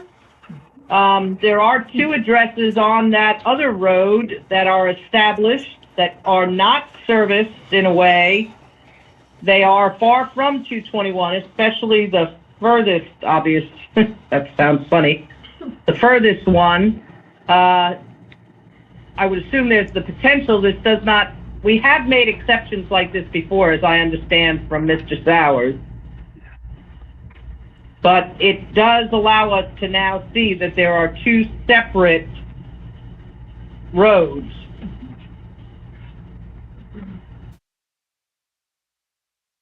You don't make a motion.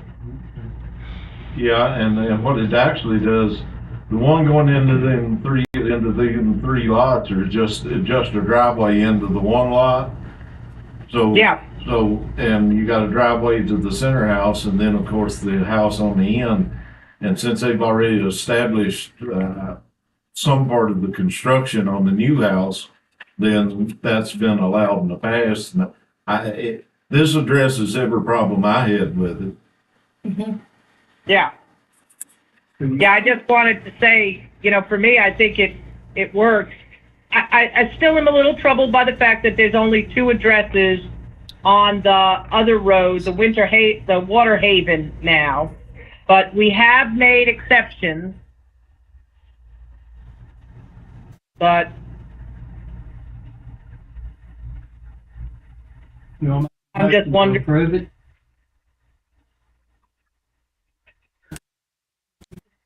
Levi, do you have any thoughts on this from a, development point of view? No, I mean, I think just because of the way that the spur has to come off, we've got to name this one to get to the spur. So I'm ready to make a motion on it. Yep. I'll take a motion. So move. Second. Yeah, okay. Motion second, call roll. All right. On the motion to approve the request from the Department of Emergency Management to press the naming of a shared drive where 3 or more structures will be addressed. The tax map numbers for those properties are tax map 4459 and 4460. The shared drive is off US Route 221. And the property owners return the signed forms with the following name, Water Haven Lane. So approval for naming the shared drive Water Haven Lane. Mr. Cox, Yes. Ms. Cookenbook, Yes. Ms. Bechtold, Yes. Mr. Booth, Yes. and Mr. Terman. Yes. All right, unanimous. Thank you. Sorry, I missed the first act of that. All right. All right. Mr. Chair, I think our next item, if I might, is 14B, Solid Waste Ordinance Review. And I need to apologize to Mr. Durbin. I was supposed to send him a list. We had talked, but I did not send him a list as promised, so that's my fault. We got distracted with some other things here. But he is here to help us go through, and at a high level, I think we kind of all know what some of your concerns were, but wanted to also hear from Mr. Durbin about kind of what we can have in here and what that we might want that we can't have. So, Thank you. So for our discussion, generally I understand from the board that it's time to tighten things up, to get stiffer penalties, to clarify some of the enforcement, to try to address some of the enforcement problems we've had, and also to just address some of the hazardous conditions that we're seeing at the convenience or green box sites, such as people feeding or leaving food out for bears, cats, and other wildlife. It's not a safe or appropriate situation, and it's dangerous. I've reviewed the ordinance that's in the code along with our most recent revision, which hasn't been incorporated in the code. It's on the website, but it's not fully integrated. And I do have some suggested changes. I guess before I go through those, I might ask, I know that we wanted to get stiffer on the enforcement of the penalties. I guess what would the board have in mind with regard to that? And I guess to set up that question, right now we have it a first offense violation of basically leaving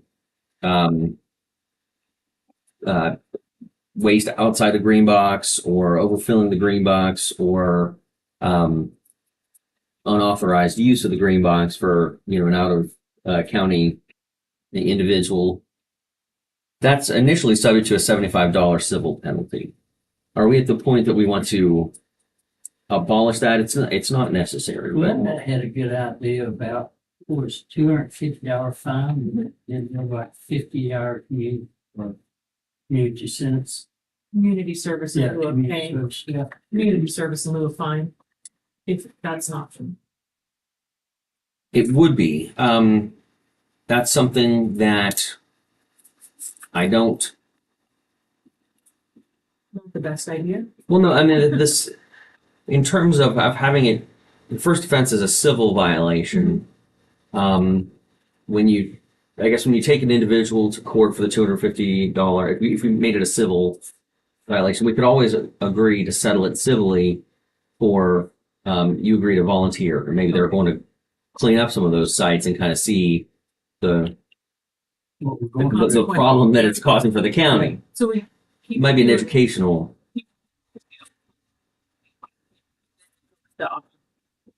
Yeah, That makes sense. I think we can do that. Because I know too, I want to The make it judge has that discretion. a stiff penalty, but I understand that that might be a hardship. So make it a hardship, not financially, but Everybody has it, huh? And generally, one's been outside, if they dump in construction stuff and some big stuff, $500 fine.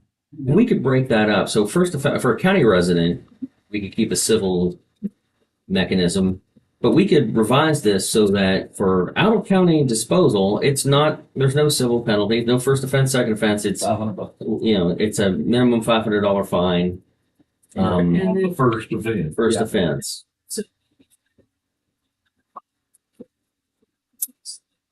County, company. or in county? Yeah, look, I think I would structure it any out of county offender, whether it's a business that's doing it, an individual. they're going to be subject to the stiffer criminal enforcement mechanism. And we can add the feeding, leaving those stuff outside of the boxes to the ordinance. Yes, I think what they've been doing so far, they've been using the litter laws when they have written somebody up, because our ordinance didn't. right, and It's okay, state laws. right, and I've looked at it as well. I think that we can add a provision under just the general police power, 15.2 to provide something along these lines. It shall be unlawful to feed or leave food for any animals, including feral or stray cats, dogs, or other domestic animals or wildlife. And we could call out that. What kind of enforcement would we like for that specific provision? I wanted to go $1,000 for expense, but they thought that was a little bit much. Maybe hard. Banquet. Something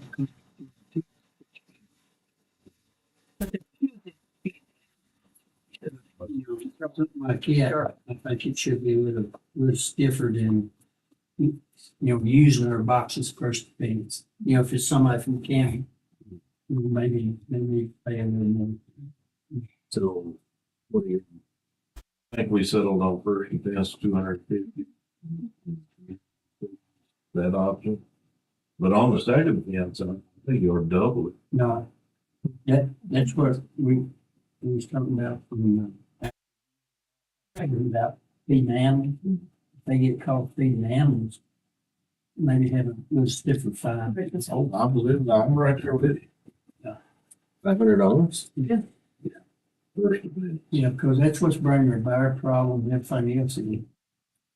And second and subsequent offense, you want to just leave it as class 1 misdemeanor, Yeah, I like that. up to, but not less than You're 500. in jail too. It costs us money. Third and subsequent.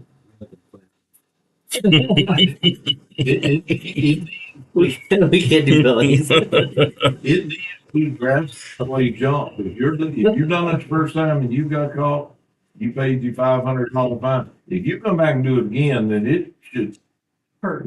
It's willful, right? I mean, someone good-natured who doesn't know thinks that they're actually helping, not realizing they're hurting.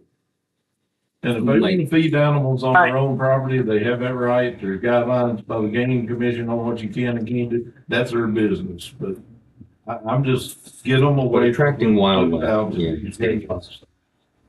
And we need it worded in such a way that this might, that we can apply this to in and around our, any new collection sites. Absolutely. Right, and that's the way it's structured. If we add a site, it's not going to be exempt from anything. Yeah. Dr.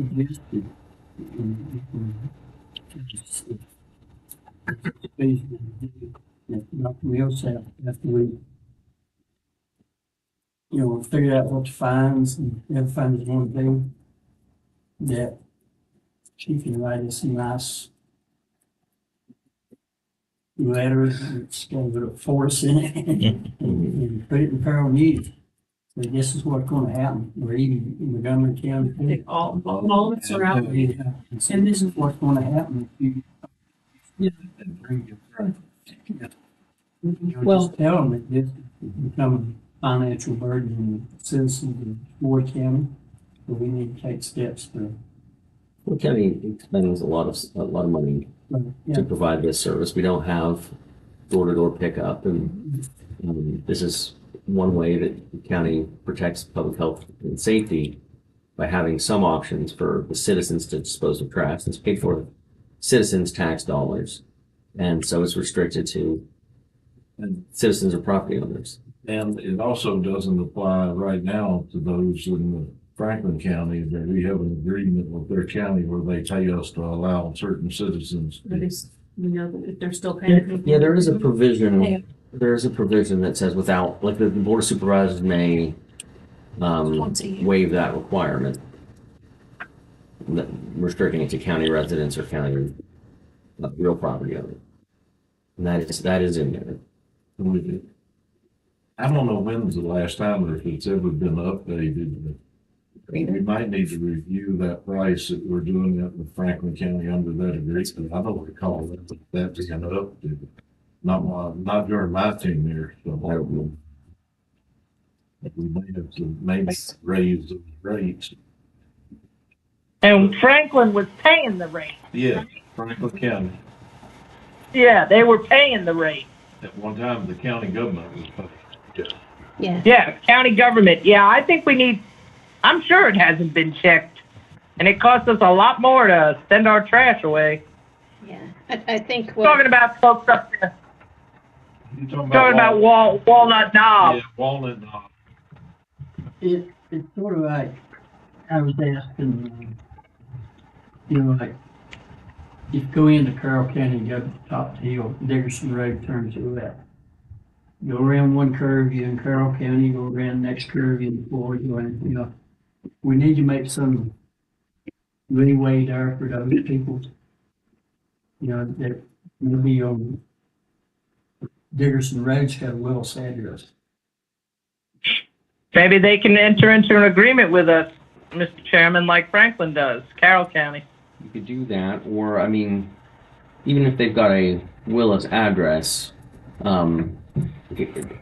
would need to produce some evidence that they actually own property, or yeah, they're a taxpayer, or they'd be subject to being cited. Right. Well, I'm sure it's just the same thing down here on Route 8. Folks coming up Route 8 a long way, those people have around their addresses. And if they're using those facilities around there, I'm sure Montgomery County's got some process. Across the street. Yeah. Carry your tax ticket. Right. Mr. Chair, if I might, related to that, as you know, I'm familiar with the Patrick Floyd County line.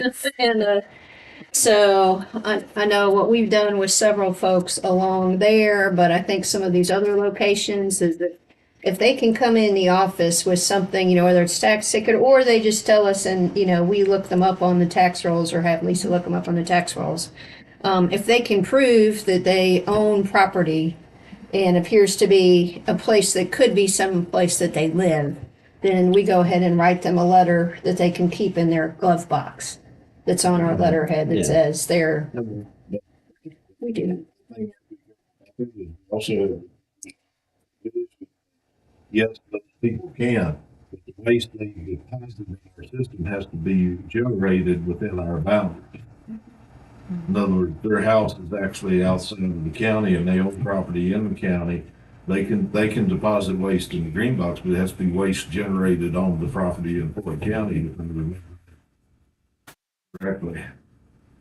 And that's going way back to the Quadrex days. Because they would haul trash in and sort it and recycle. But I think there's a provision in it that says it has, or at one time it did, that those people, if you own property in the county, they can deposit waste that's generated in the county. I'll look at that, and if that is not a provision, I can make that change. Because I see what you're saying.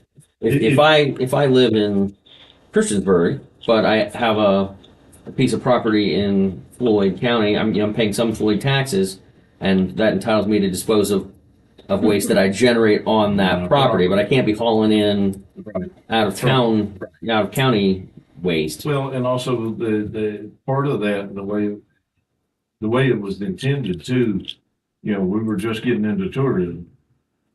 If you have a tourist that goes by Hardee's and eats or gets them a bag lunch and they go eat it, they stop by a green box and put it in, they shouldn't be written up, because it generated here.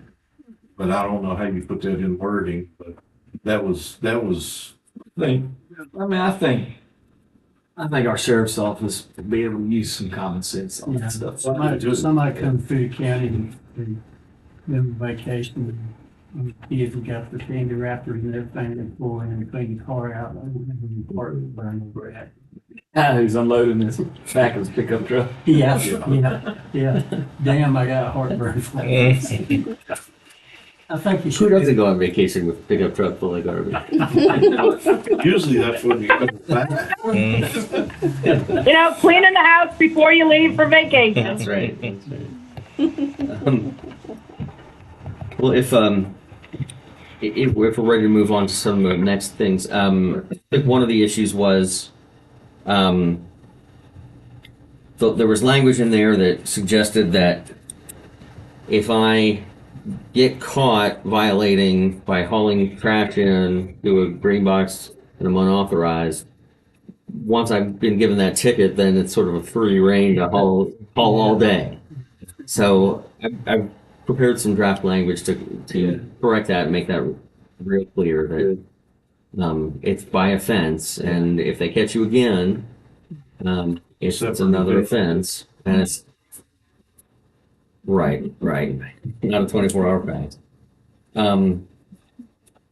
There are a couple things that I thought, as reviewing it, that we might tighten up our definitions a little more. Such as the definition of hazardous waste. We include in the definition it could contribute to an increase in mortality or an increase in serious, irreversible, or incapacitating reversible illness. I mean, I think if it contributes to an increase in mortality or an increase in illness, I think we're going to consider it hazardous, whether it's reversible or irreversible or debilitating or not. In the definition of disposal, I think that, not that this has been an issue, but we say it means the discharge, deposit, injection, dumping, spilling, leaking, or placing of any solid waste into or on any land or water, so that such solid waste or any constituent thereof may enter the environment or be emitted into the air or discharged into any waters, including groundwater. I think once you've deposited trash, whether or not, it's sort of a proof problem. Once whether it can be emitted into the groundwater or the air or whatever, you put solid waste onto the land or what have you. I think I don't think it matters to us whether it could then. I mean, as a factual and scientific matter, I think it always will. With time, it's all going to leak into the environment. But you might want to remove that limiting factor of the definition and maybe say it would include circumstances when it's leaking or being emitted, but it should just mean when you deposit, discharge, inject, dump, spill, or leak any solid waste into any land or water, period. And we can include that as a broader definition, but Discussion about that, maybe some agriculture application for King and Floyd is divided. Can't remember what it was. Well, they buy these 5-gallon cans of herbicides and stuff. They shouldn't put the can in green boxes. Well, no, I'm talking about the stuff is stored for agricultural purposes. Let me do. we're already calling it solid waste, right? If it's fertilizer or herbicide and you're storing it, you haven't disposed of it. It would be my opinion. But I'm happy to hear. Give that thought. Give that thought. We're happy to hear.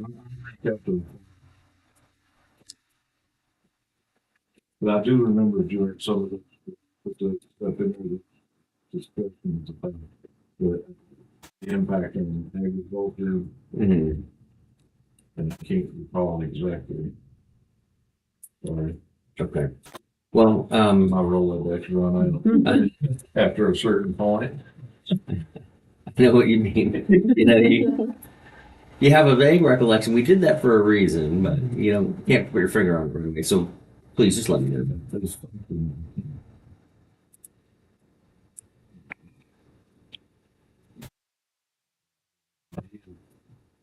Had something to do with certain composting product.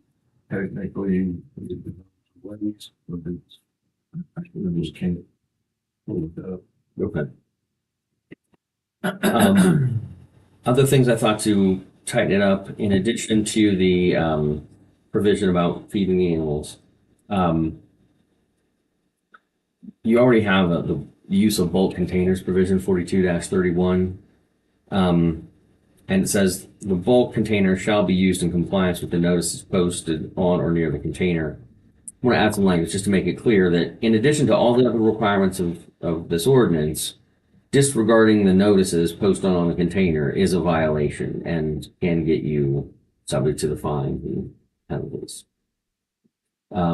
Regardless of whether that way, if we need to change something as far as what's acceptable, when we post it on the green box itself or near the green box, and someone continues to ignore it, deposit something there that's not allowed, we can take enforcement action without amending the ordinance.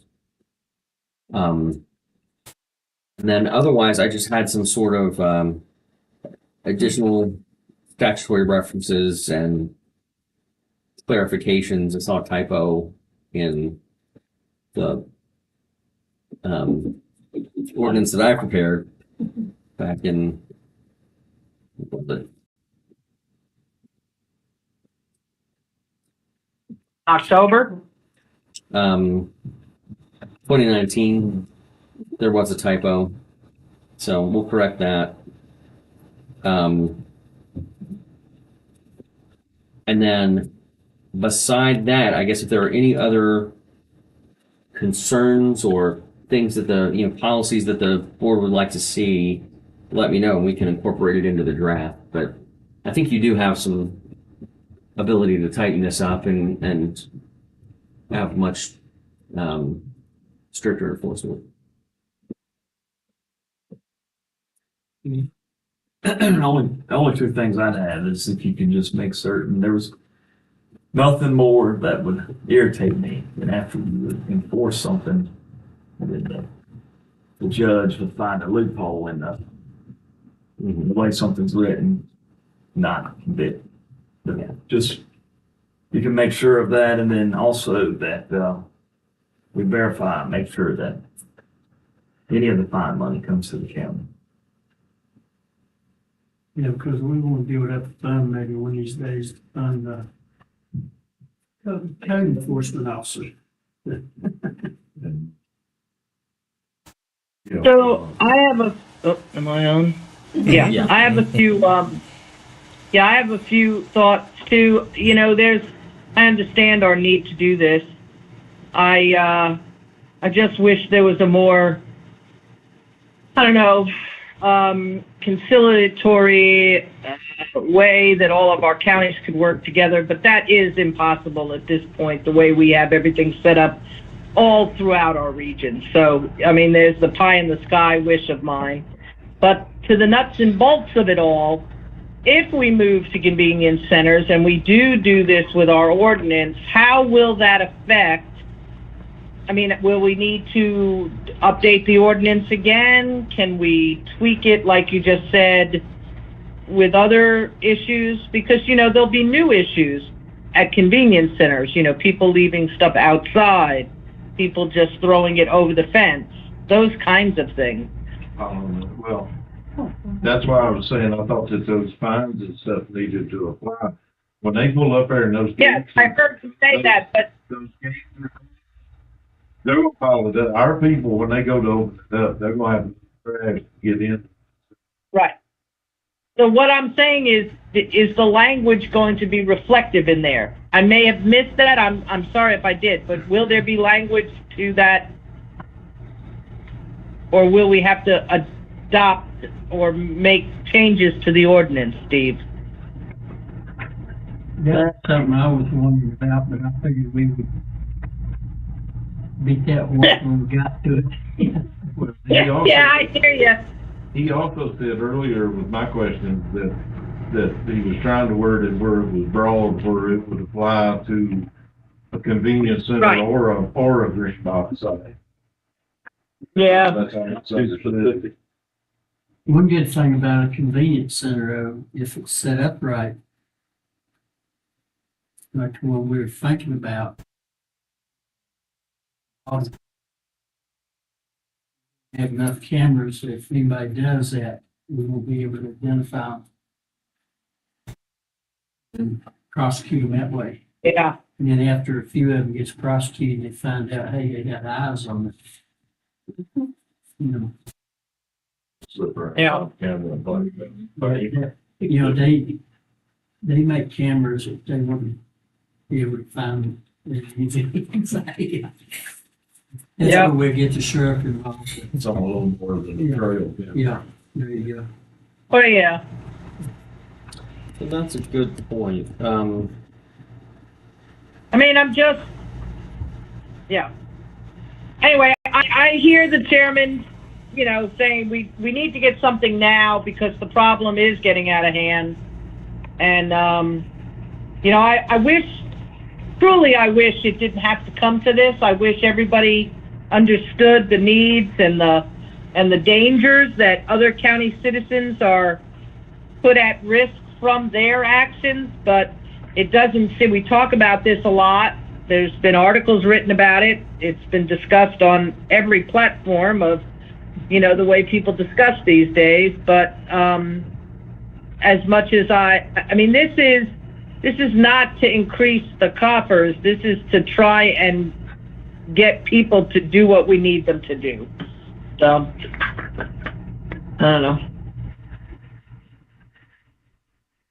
Yeah. I just don't want to make more work for you later, Steve. I mean, I'd like to be able to make it a nice, you know, tie it up in a bow and get it done now so that we don't have to re-evaluate.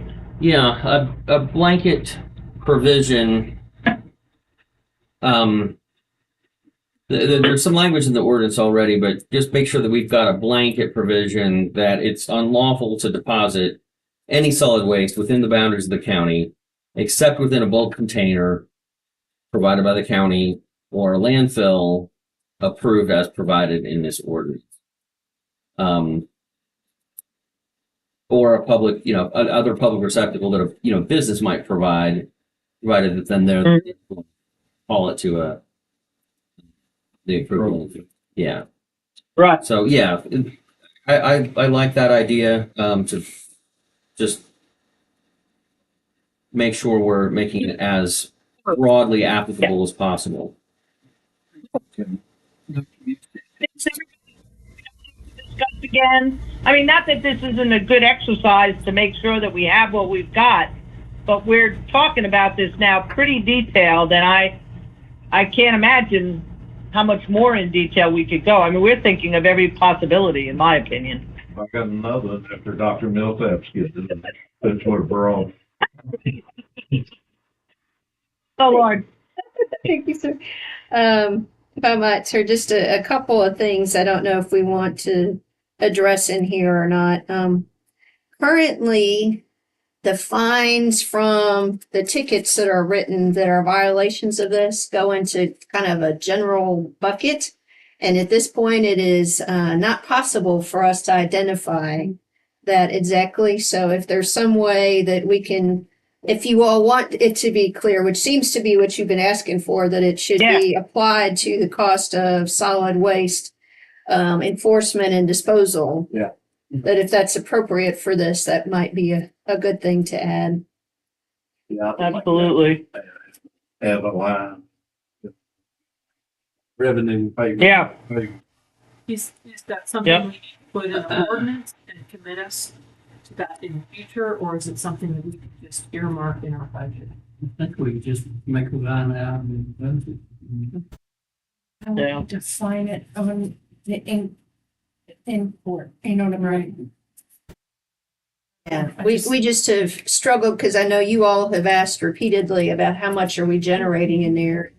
The answer is not as much as I think all of us think we are in the general bucket, but we still can't tell of everything that comes in how much of it is. But there's only like $5,000 that's coming total and all everything. It's not just going to be. So you could do the revenue county code enforcement revenue or something like that. It's I think something that's good. maybe you can work. Yes. General Exactly. district court clerk, To be able to define it. you know, maybe. Yeah. Judge. Hey, one other thought that Violation. The judge can-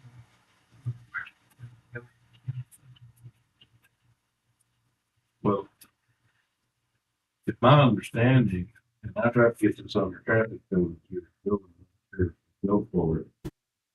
We, you know, if it's something we adopt, if they issue the ticket or whatever based on the local ordinance, after the court costs, then all those funds go to the locality.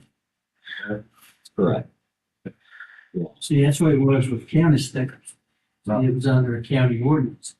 Because there for a while, some of them was marked during state code.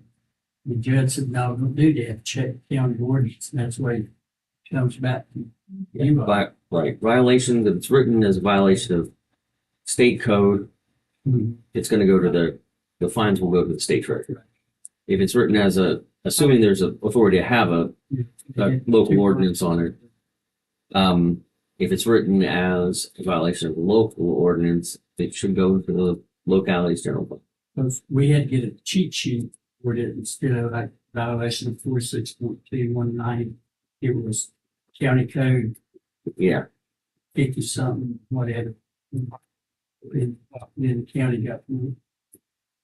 Hey, I know we've talked about hazardous waste, but we've all talked about the problem we see when people dispose of animals in the green boxes at hunting season. Is there any way to tighten that or increase that fee?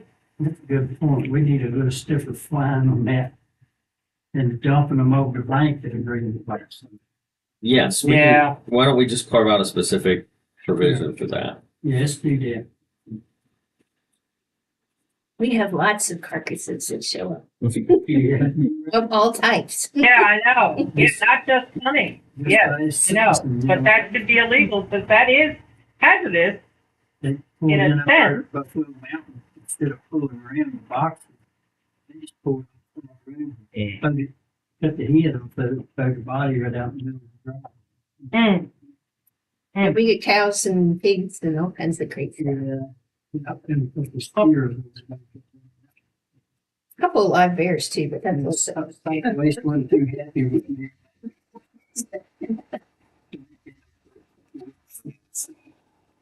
You still hit the other one. I had another one or two, but they're real quick.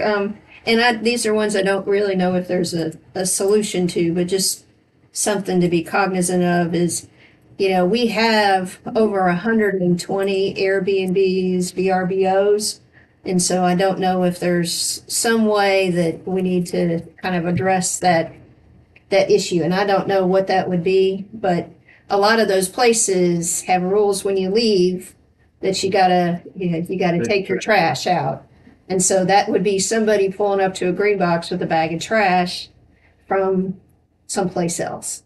So I don't know. What's a conundrum for you?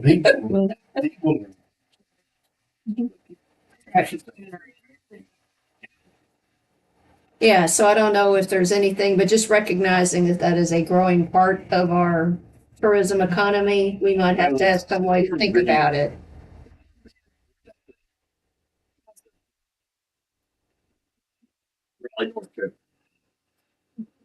Probably up here at Airbnb. But you have a Doug'sburg address. You're probably full of your Yeah.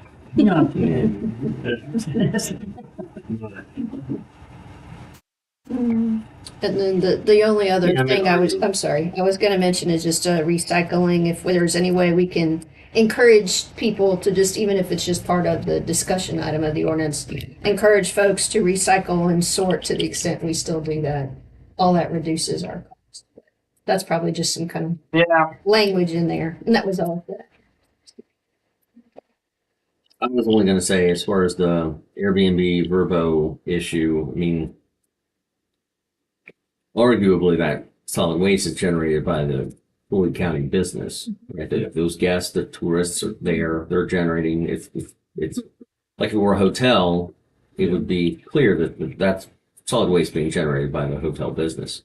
Similarly with fees, now it's not the business itself that's hauling the bags off to the green box, it's the individuals who are the guests, but we can certainly make a carve out for that. And maybe they could keep a receipt from the Airbnb. To show law Yeah, enforcement. you know, so this is from Buffalo Mountain Springs or something. Say,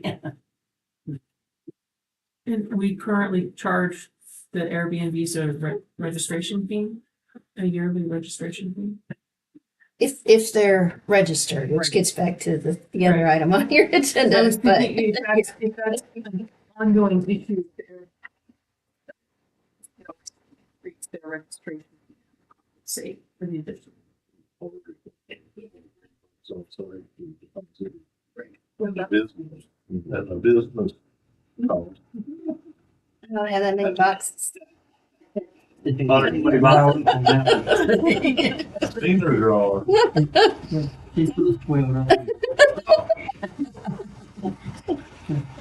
Was that your last one? It was, thank you. Now, getting into the rental, and where this is going, remember, one reason we have a solid waste ordinance with all the big projects too. Now, what authority do we have to regulate, or is there anything we could do that would maybe not prevent, but make it, not profitable for one of the governor's proposed ventures into Southwest Virginia with many nuclear sites? Yeah. As far as, now, we've got provisions in there where waste, can be hauled in, but it can only sit for a certain length of time. Mhm. Is there anything within our powers that would be enforceable that either through actual preventive language or costly language that would deter somebody from setting such a site up in Floyd County? I need to be a little more specific as far as what the site Storage. would Well, do. see, that's the thing. I haven't been able to find out a lot about it. I just know he's talked about it and there's wheeling dealing going on in the background. Mhm. And he's proposing Southwest Virginia for these sites. He's talking about. Now, it may just happen that the majority of your counties that don't have zoning is in Southwest Virginia too. That's just a coincidence, I'm sure, but, and I'm not, A few hold out, the loans hold out. I wish I knew more about it, but I can't find anything else about it other than he's talked about it, he's wheeling and dealing. Mhm. What I've heard was that he wants to take these abandoned mines and put nuclear reactors in them to generate electricity. Okay, I've heard that. All right. Yeah. You get a lot So, of pushback. so the disposal, the We have disposal, abandoned mines in the county. the disposal would not, necessarily be on site, but it might. I think that, It would take a pretty good abandoned mine. I think it's more in the nature of, for those reactors, I think they're talking like strip mines. Yeah. Open pit mines that are then reclaimed, filled in, and put one of those micro reactors or pocket reactors, whatever they're called. What Gary was talking about. Basically, nuclear reactors put some, Mhm. they may be talking about then some of these smaller mines. Coal mines and stuff like that. Old gold mines, old arsenic mines, old lead mines, copper. I would have to look at that, because a lot of what this, there's a state law, that oftentimes preempts our authority, for local regulation, just to the extent that they want to put this or that particular thing in. Nope. So I mean, we can make a Understand little what noise you're back. I do. And given we started, if there's anything we could put in there that would be a deterrent, we might not be able to flat out block it, but we might be able to regulate it to the point where it's not feasible to be done.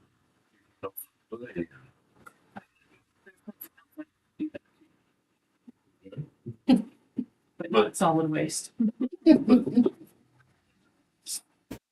And I'm, not personally, but the company, it's still out there.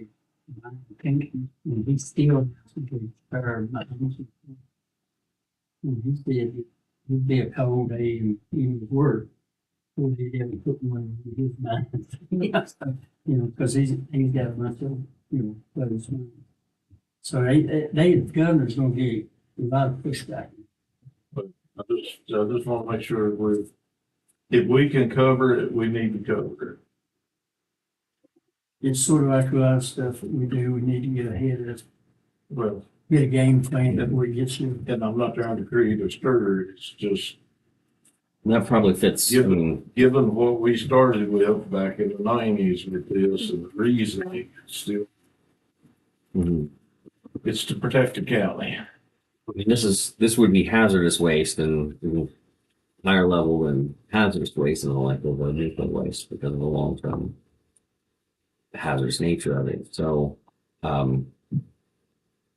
right now, I think your ordinance says you can't dispose of hazardous waste except in a properly permitted DEQ approved landfill locally approved.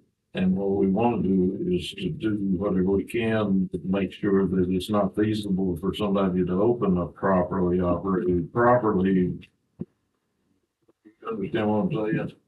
We might not be able to ban an outfit from sitting there, say somebody setting up one of those reactors and starting their own landfill, and it may be the DEQ standard. But I want it where it's not economically feasible for them.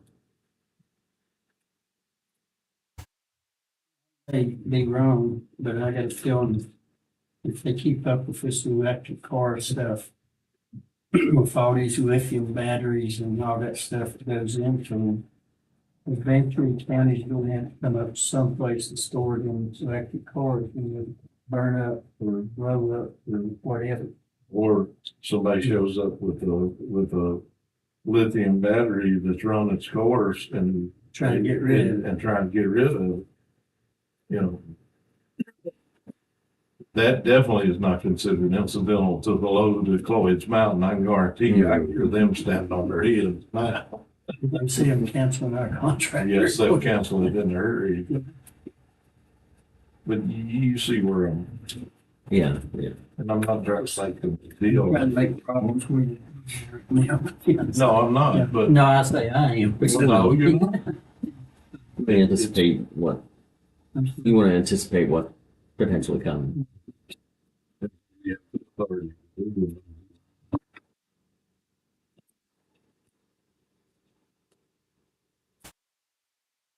Against the Green New Deal, but they're not looking at all the other things that comes with it. Like I always say, where there's an action, there's a reaction. And it's not gonna be all rainbows and. The details matter. And the state and federal government has not had the greatest track record of protecting us. I'm sorry, but.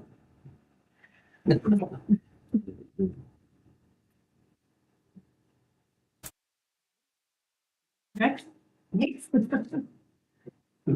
I guess you work it up, we'll read it, you, looks good, we'll pass. No more water ready next year. Oh, yeah. Nothing else on the agenda. No. We did compliment Yeah, but it- I appreciate that. Mr. Chair, I think we're to the point, if you're ready, we can turn the page. Let's do.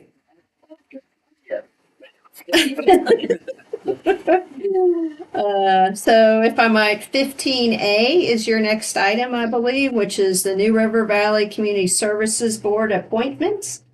And currently, Jerry Booth serves as well as Melissa Shaw serve on the board and represent Floyd County.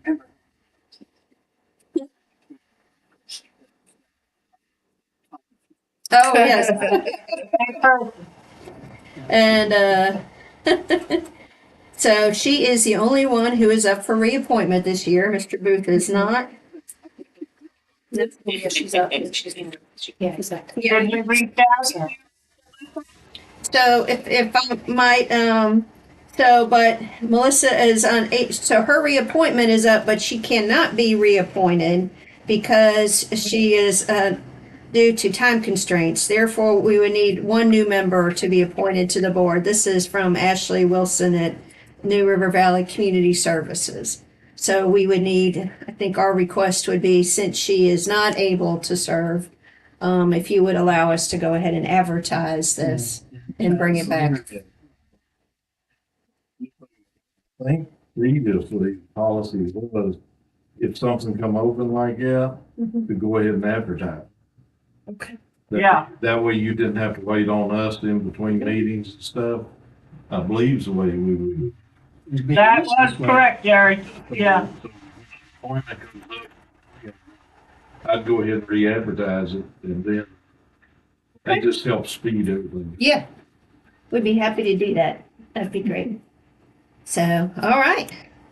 So we don't even need that as an action item, it's just consensus to move forward with advertising. Okay? The next item is something that the staff would request, well, especially this staff member would request an action from you all, which has to do with land purchase by the county. And so as you all are aware, there have been some discussions about the county purchasing some land for some solid waste needs. And so there is 5.25 acres. I think I need to be specific with some of this, I believe, Steve, in the Berks Fork area. And it is parcel 60-136, which is off 221. And we've come to an agreement on price and would need your approval for the land purchase.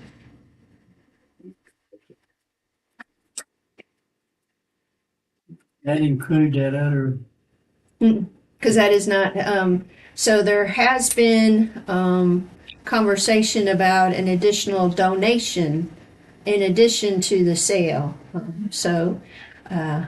But there would be, since it's a donation, obviously there's no increase in the price. So I don't think that would need to, I don't know that that needs to be. it's my district, I'll make a motion with that. Okay. I'll second. Any other discussion? Call the roll. All right, on the motion to authorize staff to move forward with the purchase of land in Berks of 5.25 acres in the Berks Fork District, land parcel 60-136 off Route 221. Mr. Turman. Hey, watch it. Mr. Turman. Ms. Cookenbeck? Yes. Ms. Bechtel? Yes. Mr. Cox? And Mr. Booth? Yes. All right, I appreciate it. Thank you very much.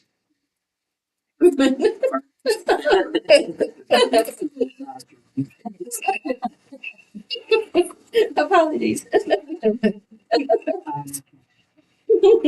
good. The next item has to do with animal control fencing.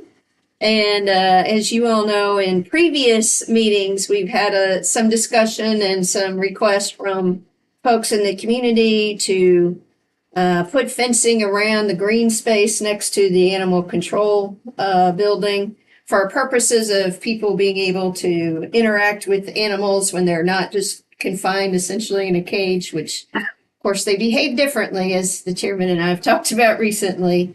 And so this would be allowing us to move forward with a request for bid for the fencing itself. We have some folks in the community, actually more than one set of folks in the community, that have interest in donating funds to the county to help pay for this. But of course, in order to do that, we need to know how much it's going to cost, and that requires us to go to bid. So Mark has been working on exactly what that bid requirements would need to look like. We had some kind of initial drawings from the sheriff's office, but I think Mark and Patrick are working on kind of shoring them up a little bit from a concept to, a little bit more reality. So that's what we'd be looking for from you all today. You're interested. Yeah, but not. Correct. Yes. And then once my recommendation is once it was out to bid, we knew how much, and then we could compare that to what might be available from folks in the community. And at that point, make the final decision. Mhm.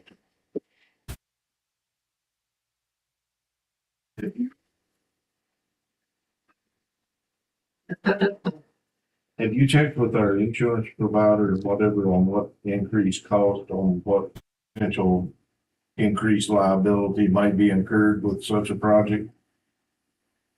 I have not. We have not. I'm trying to though imagine because they would interact with them now. So it's just in a larger space. It would be the same interaction, just confined. Well, the staff and the name. But But that's the same as now. So the interactions would be similar to what they are now, but in a larger space. I wasn't clear about that earlier.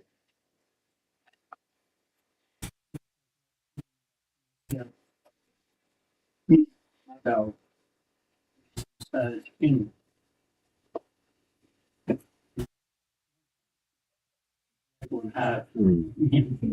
once he comes outside that kennel, and it's Katie bar door. That, if I was adopting a dog, it's gonna be some big inside that, I can get it outside where it have to really interact with it. I can sort of get the true nature of it. I can see them, want to get it. But there is concerns, we just need to make sure that don't open us up to. Yeah, we can send an email, and while we're waiting for the responses, we can see what we hear back from VACOR, and we can certainly go down that path. And we have been asking volunteers to sign a waiver out there. We believe the sheriff's office has, but to your point, we also need to make sure that we continue to do that.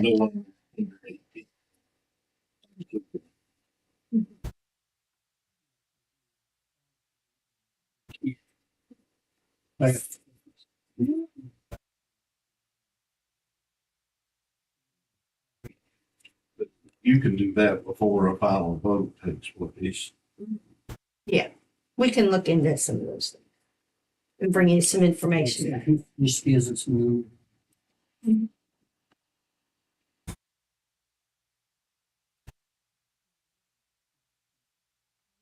I'll make a motion for staff to put out the animal control fencing. I'll second. Okay.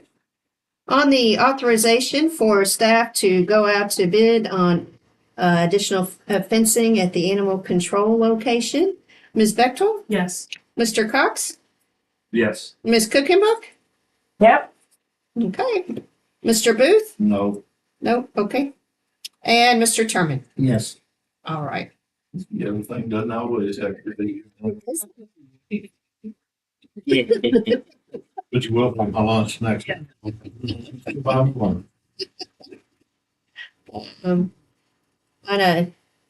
I think if it's all right, move on to 15D, transient occupancy tax ordinance review.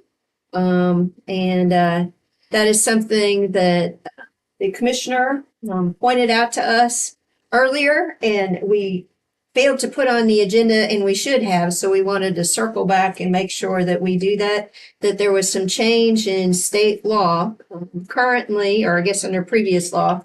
It was and is very difficult to really figure out if you're getting most of the Airbnb and VRBO funds you're supposed to, because the way it has been working is Airbnb just sends a check to the commissioner's office or the treasurer's office, and a check that ends up flowing through to the town, but it doesn't show you which addresses or any locations. So it's just this is how much is generated, which makes enforcement impossible. So there was some change in legislation, but it also, my understanding is, requires us to make some ordinance changes. And so wanted to bring this up to you all. I know this has been an issue that's been of significant importance to Ms. Bechtold. And so when I was cleaning out my emails and saw this here, that's when we put it on. And my apologies, we didn't do it earlier, but as soon as I realized it was there, we put it on so you all can look at it. And obviously, we're not asking, it's not the staff request that you all prove it today, but want to put it on your agenda to review. And perhaps you can let us know if you want us to go ahead and advertise about this ordinance change, or if you want more time to review it and then do that later, we can, but wanted to do our part to move it along. Can I ask you a dumb question? Because I should know this, but I want to clarify. You say that I had a cabin that I lived in for a while, and then I built me a house. I started renting a cabin weekly, monthly, whatever. Does that fall under this? If you're, I'm sorry, if you've got a cabin Right. and then you're going to, I built me a house. Yeah. I just started renting a cabin out. yes, the person staying there, there's a tax on every transient for each night stayed, up to 30 days. If it's over 30 days, then it's in a different classification. Yeah. That would fit the definition of a transient, just like in a hotel. The problem is up until the General Assembly action, and until we adopted the ordinance that creates the registry of short-term rentals, it was very easy to rent out your property and never report it to the county for that transient occupancy tax. We tightened that up some a few years ago when we were authorized by the state to create the short-term rental registry. But that, as Dr. Millsap's pointed out, only gets the commissioner's office so far, because you can't tell exactly the way it's being reported now. You can't tell always how many nights and for what property, and there's not a complete accounting, because it was still the obligation of owner of the property.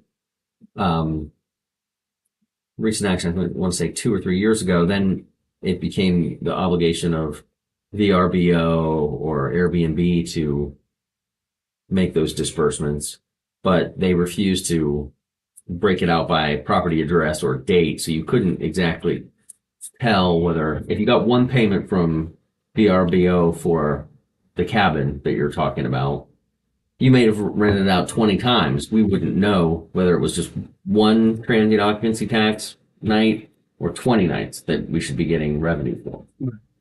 So that's the idea of the proposed ordinance, to tighten that up. But suggested donation jars. Yeah. And you, Yeah. just because you got a chart over here that suggests $10 a night donation, Right. there's if they get creative, they'll figure it. No, I think that the ordinance as it currently exists, it does provide the person collecting the tax levied under this article shall make a report on such forms and set forth such information as the Commissioner of Revenue may prescribe and require. So, arguably, there's already the obligation for VRBO and Airbnb they're the person collecting the tax. But, so I think our ordinance already is enforceable and requires them to do this. But it doesn't use the same terminology as what's in the new version of the state code. So, it probably would be wise to harmonize all that, just so that there's no ability to argue to the commissioner that, this didn't have to be reported, or any ability to argue to a judge that the ordinance didn't actually cover my situation, which happens, as you know. Well, and if I might, the only thing that I would add is, Kim pointed out, you have 3 documents in your correspondence that came from the commissioner related to this. So it's kind of what came from their association about what is their recommendation in terms of changes. Seems like it's springing up every. Yeah. Being rescued. No, the transit occupancy tax, a percentage of it has to be used for tourism, is that correct? Yes, and then if you raise the rate beyond a certain point, then, which you all have not yet chosen to do, but it's one of the things in your quiver. But percentage applied, it has to be. Right. And then, as Dr. Millshouse pointed out, I think it was maybe 2 years ago, they changed the cap, if you will. And so if you add on additional percentage to the transient occupancy, that's unrestricted funds. So you have to use the So first. the first 5%, you have to use a percentage. Some percentage for, yeah, I can pull that up. Then if you go above that, that can just go for general purpose. Yes. Well, it's just. And generally, those are non-residents who are paying that tax.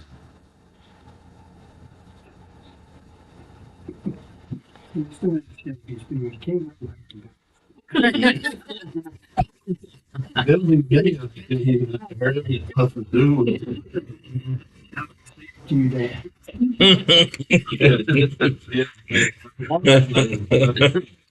Look around and seen that. It's gonna cost you what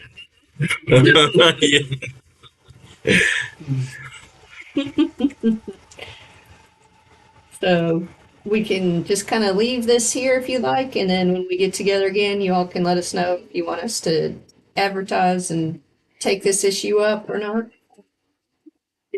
There's a couple of holes. Like where it says insert. Yeah. Yeah, it's just for review. Yeah. Documents any further. Yeah, I guess, something for the next meeting perhaps? If, maybe if it's all right for our next regularly scheduled meeting, we can do that. And I'll just say, your ordinance is still enforceable right now. What they're talking about is best practice, but people who are renting Airbnbs and Verbos right now, they're subject to a transient occupancy tax, and they need to be collected. Yeah. So it's not like it's, we must act immediately. It's still in full force. Yes. yeah, I think if I might, Ms. Chair, it has more to do with improving the ability, the tools available to the commissioner's office to find folks that are not complying. That's what's said. Yeah. Yeah. And we all owe Barbara in the commissioner's office. She does a great job at trying to help us find the folks that are there.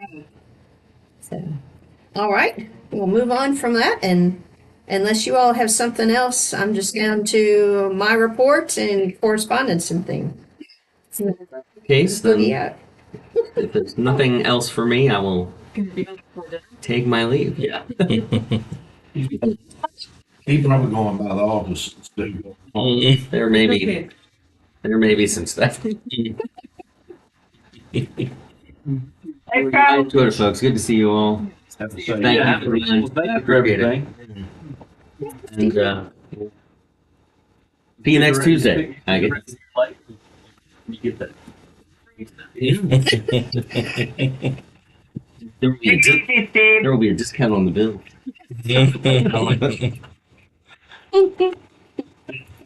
Gracefully. Thank you. No, no. You're back, Sam. We're gonna take the kids to Cedar Point. That's one thing that all those teenagers can still agree on. They like to ride roller coasters. So So we're gonna 17, 15, and 13.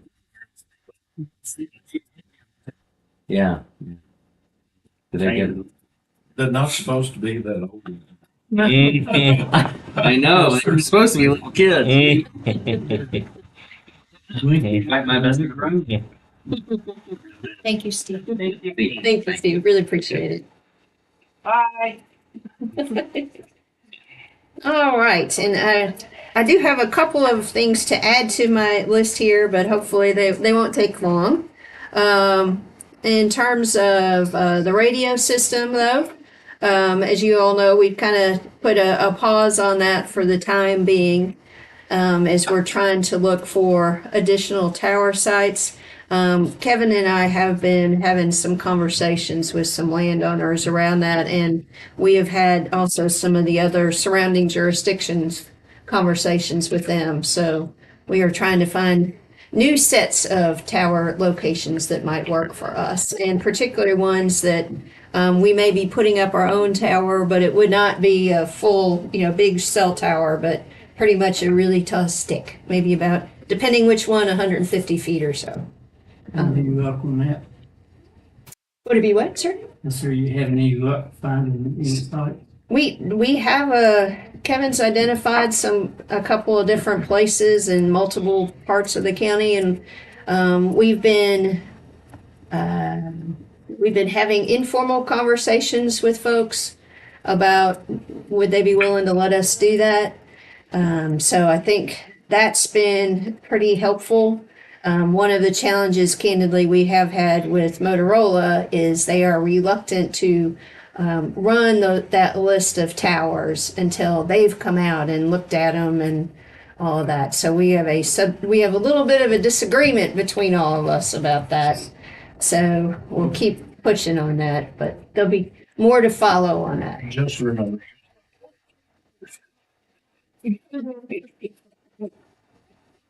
Yes. Yeah. This might be one at a certain point we engage folks that just. Yeah, we might be getting there. Audit update. So. I got nothing. She got nothing. She sees nothing. Kim and I did go to Blacksburg yesterday and met with our primary auditor and the managing director about our audit, and we'll be having some follow-up conversations about that, and we'll kind of see how that goes and report back to y'all. But we have been trying to move that conversation forward a little bit. Onward update. Let's see, I guess it was last week. Onward had one of their investor receptions which was at the new Highlander Hotel in Radford. Very nice, very cool, upstairs, kind of outside space. And as a part of that, reported that they have met 73% so far of their investment target. So this is basically to fund the 5-year strategic plan of Onward. And so, of course, have pretty much 100% participation by local government. 73% is the private sector side. So it seems to be going very well. And so excited about all that. And in terms of kind of towards the end of the fiscal year report from them, all the social media type hits have been multiple times, like 10 times as much as target. So that's been good. The number of prospect hits has been in pretty much the 80% of target range.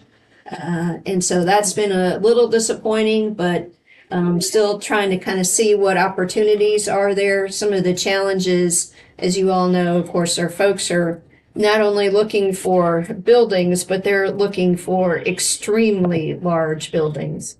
And I have to say, on our vacation, I was kind of taken aback driving down 95 about how big some of those places can be and how many of them you can see in a row. And so we don't have any places like that here. And my guess is there's not a lot of appetite to have a lot of those here. So that makes it a little more challenging for us. But overall, I think our association with Onward has still been really, really helpful for us.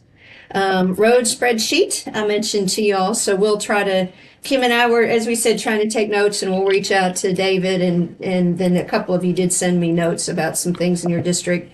So we'll go ahead and try to keep up with that for everybody, and so we can, double up with David before he comes, remind him what's on there, does he have, what updates he needs to give, and those kind of things. So hopefully that'll help move that along. And as he pointed out, Carla and Ladina have become pretty active in participating in a lot of the different things that VDOT does in terms of training and that. So hopefully to get us kind of higher on their agenda. A couple of other quick things on the Floyd Family Fun Day as a part of Floyd Stock. There's actually a meeting now, so I didn't quite make it, but that's all right. And I gave Andrew my proxy. So, and so I will say, just as a side note, one of the things that has been really good about this and some of the other things we're doing is our working relationship with the town has been really good since I got here, and now that we've changed to Andrew from Kayla, it's different because Andrew has different skill sets than Kayla did, but still really positive, and so been really appreciative of that partnership. Just as a side. On the fun day itself, we decided 10 to 4 on that Saturday, which is the last Saturday in July, with Sunday is the rain day for our event. And so Jacob has been charged with, he's working with Dylan to come up with a list of bands and folks that would be family friendly to come out to the park and play. So we'll do that. In addition, I mentioned before, we'll have the kites and all those kind of things. The events in the town park have been back down to, we're trying to do a tighter schedule and a more cost-effective schedule related to that. And generally of the $10,000 that's being committed to us from Virginia Tourism, we're looking at using that about $4,000-ish to fund some things in the park, about in the town park, about $2,000 to kind of split between us and the art center for some of our things, $2,000 for marketing and infrastructure type things, and then we've talked about putting aside $2,000 for some of the smaller folks, particularly those out in the county, but also maybe Cocomia, but maybe the brewery, Tuggles Gap, maybe the winery, that they could write in and ask for $250, $500 towards participation. So working through that, kind of excited about all that. And two last things, we have mixed results on grants in the sheriff's office. So let's see, we'll start with the good news is the sheriff's office, you remember us talking about them applying for an ARPA law enforcement grant for a little over $250,000, which they were going to use primarily for vehicles. Received notice late last week that was funded. And so we're excited about that. And it also allows reimbursement for purchases back in the summer of 22 through 24. Oh, good. Yeah, so we're happy about that. We're kind of trying to hold them off on actually starting to spend it until July 1 to make our paperwork a little easier.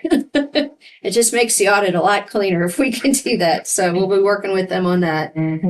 On the other side, wanted to go ahead and mention to you, as you probably remember, you all back in 23 agreed to fund an additional SRO position. And that position had not been filled. And so they had, the sheriff's office had applied for additional state funding.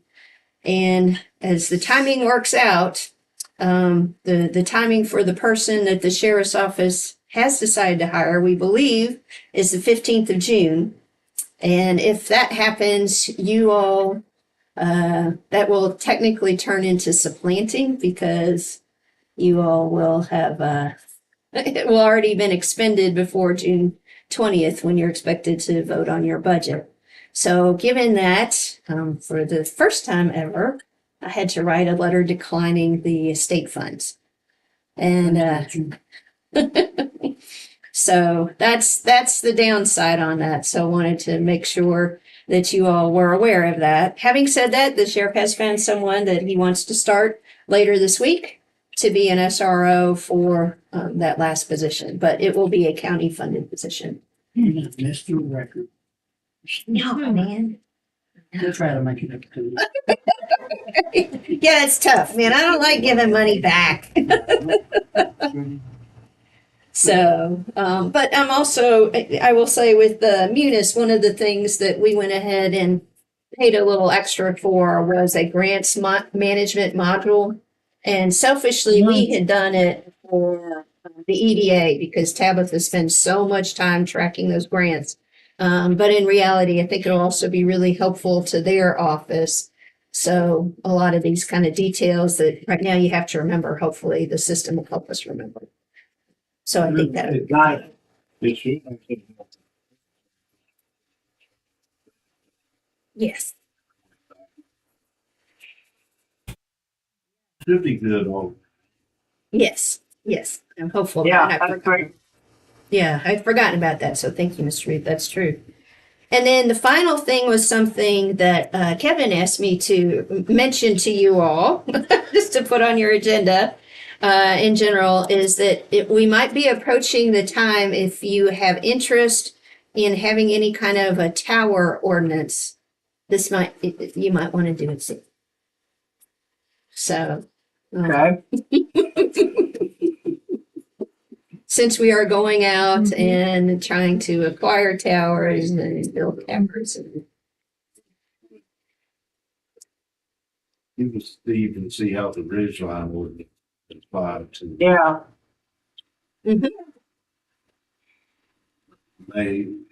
May just need to simply do a provision within it, which is a whole separate ordinance. We might be able to do that. That's great. And the one we got, because it talks about no structure, but it has exceptions. Which I think power and communication towers are the exception. And I think they're accepted in the state code too. That would be my suggestion. It is original ordinance. So just as an informational purpose, in most other counties, part of how public safety equipment gets put on a tower for a reasonable cost is their zoning requires it. Of course, we don't have zoning, but we could have. We could have that requirement in our ordinance, still not have so. Yeah, in addition to our existing ordinance. So I would have been remiss if I didn't bring this up. So you put this here for me. Okay, thank you.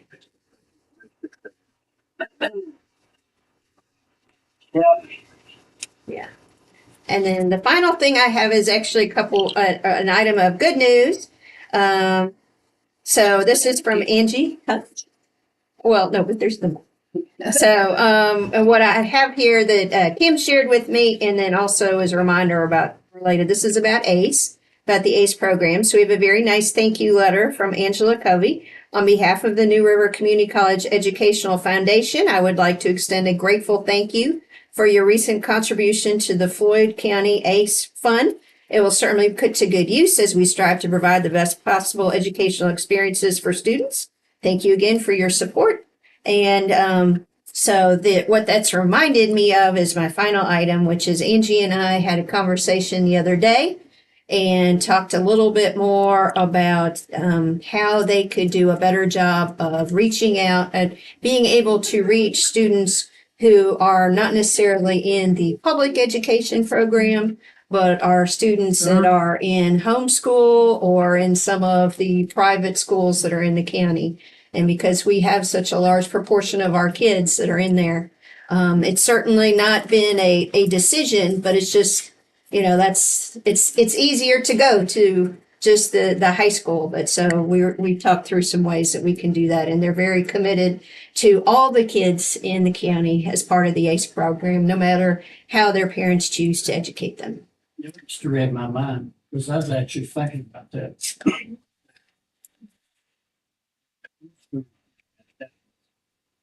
Yeah. They should. Yeah. Right. Their parents do pay taxes. Each game, you need the same. Opportunity. Yeah, and even outside of that, though, I will say we do have some kids in the ACE program this year that go. I don't know that we have any homeschoolers, but we do have some that go to some of the other high schools in the area, and so we're just going to try to expand that and appreciate her listening to us about all the kids here. The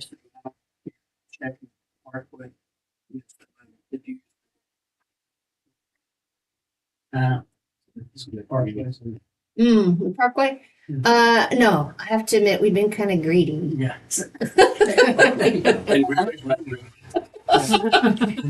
Yeah. If you needed it. Yeah, if we needed it. To Mr. Cox's question, we could have them. The way it works is that of course they have certain hours, but where they work, they kind of have to shop and volunteer. So they certainly can volunteer at solid waste and the green boxes, and we would love to have them. I don't know how many people would sign up to do that, but maybe some of them would. We don't know. So we can put that on the list and we can reach out to the Parkway, but I kind of like keeping them for. Saying you have the Parkway list. You go, this is the list of stuff. When they put in to do the Parkway instead of the green box, well, I'm sorry, the Parkway was full, but we're going to assign you over here. Get them on the hook. Get them on the hook. Get them in the bus. Yeah. And Everything I want is always full.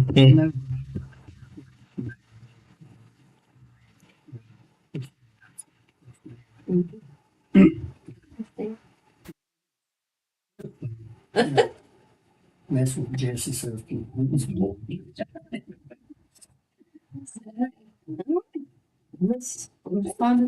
Correspondence. Any questions about anything in correspondence? And otherwise, we need to set our special meeting, I guess. And sorry. Kevin's office, that down to Kevin, some of the board was a little concerned that you're proposing zonings to cover these towers. Please do that, just and have your camera off. You're good when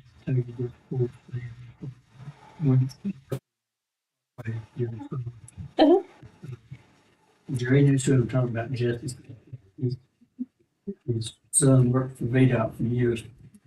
And I mean, he was a hoot. I mean, he was.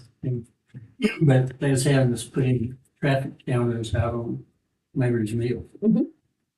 So we needed something. Jesse was going to run back up to he was head ranger at that time, run back up the shop and do it for us.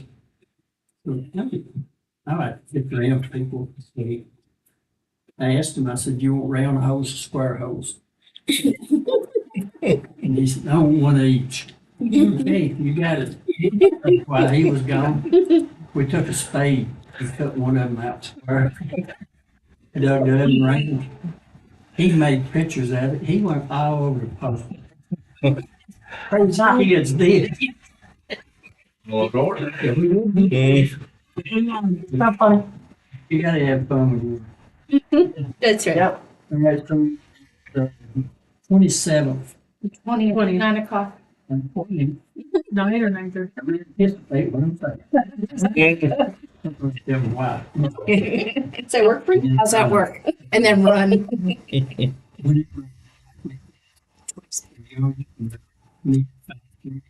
Like we was discussing a while ago, and then, you have that quarterly meeting that we was talking about, with the best view.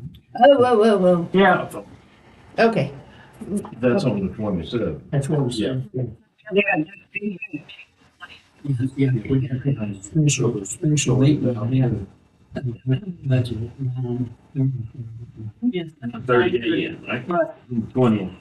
27th, you can come in. 5:30. Yes, sir. Okay. You ready? I do. Sounds like a great plan. If that's contingent, I think that's contingent on staff making sure that all of that is available, but yeah, I think we should put it down now, for sure. And start somewhere. I got a dental appointment on That's right. so I'll be able to do Okay, and just to clarify, for the special meeting, our only agenda item is the budget. Just make sure, And that's the one. on the 20th, it. at 9:30. And 9:30. And also on the 27th, we will need to do the 6-year road. So for your planning purposes and your constituents' planning purposes, the 27th will be your final approval of the 6-year road plan. Oh. Before June. Or July 1. Yeah, I did too. David said we had to. So if we have to, it'll be on your agenda, June 27th. If not, it won't be. So, we did. Yeah. We have the resolution. Me too, we did it. Me too. It did. Sure. May have to read. It was dry to read it so fast. Oh, the school is 4 to 6 Yeah. Thursday. The other, there's a 6 o'clock at the New River Community Action for John McEnhill's retirement.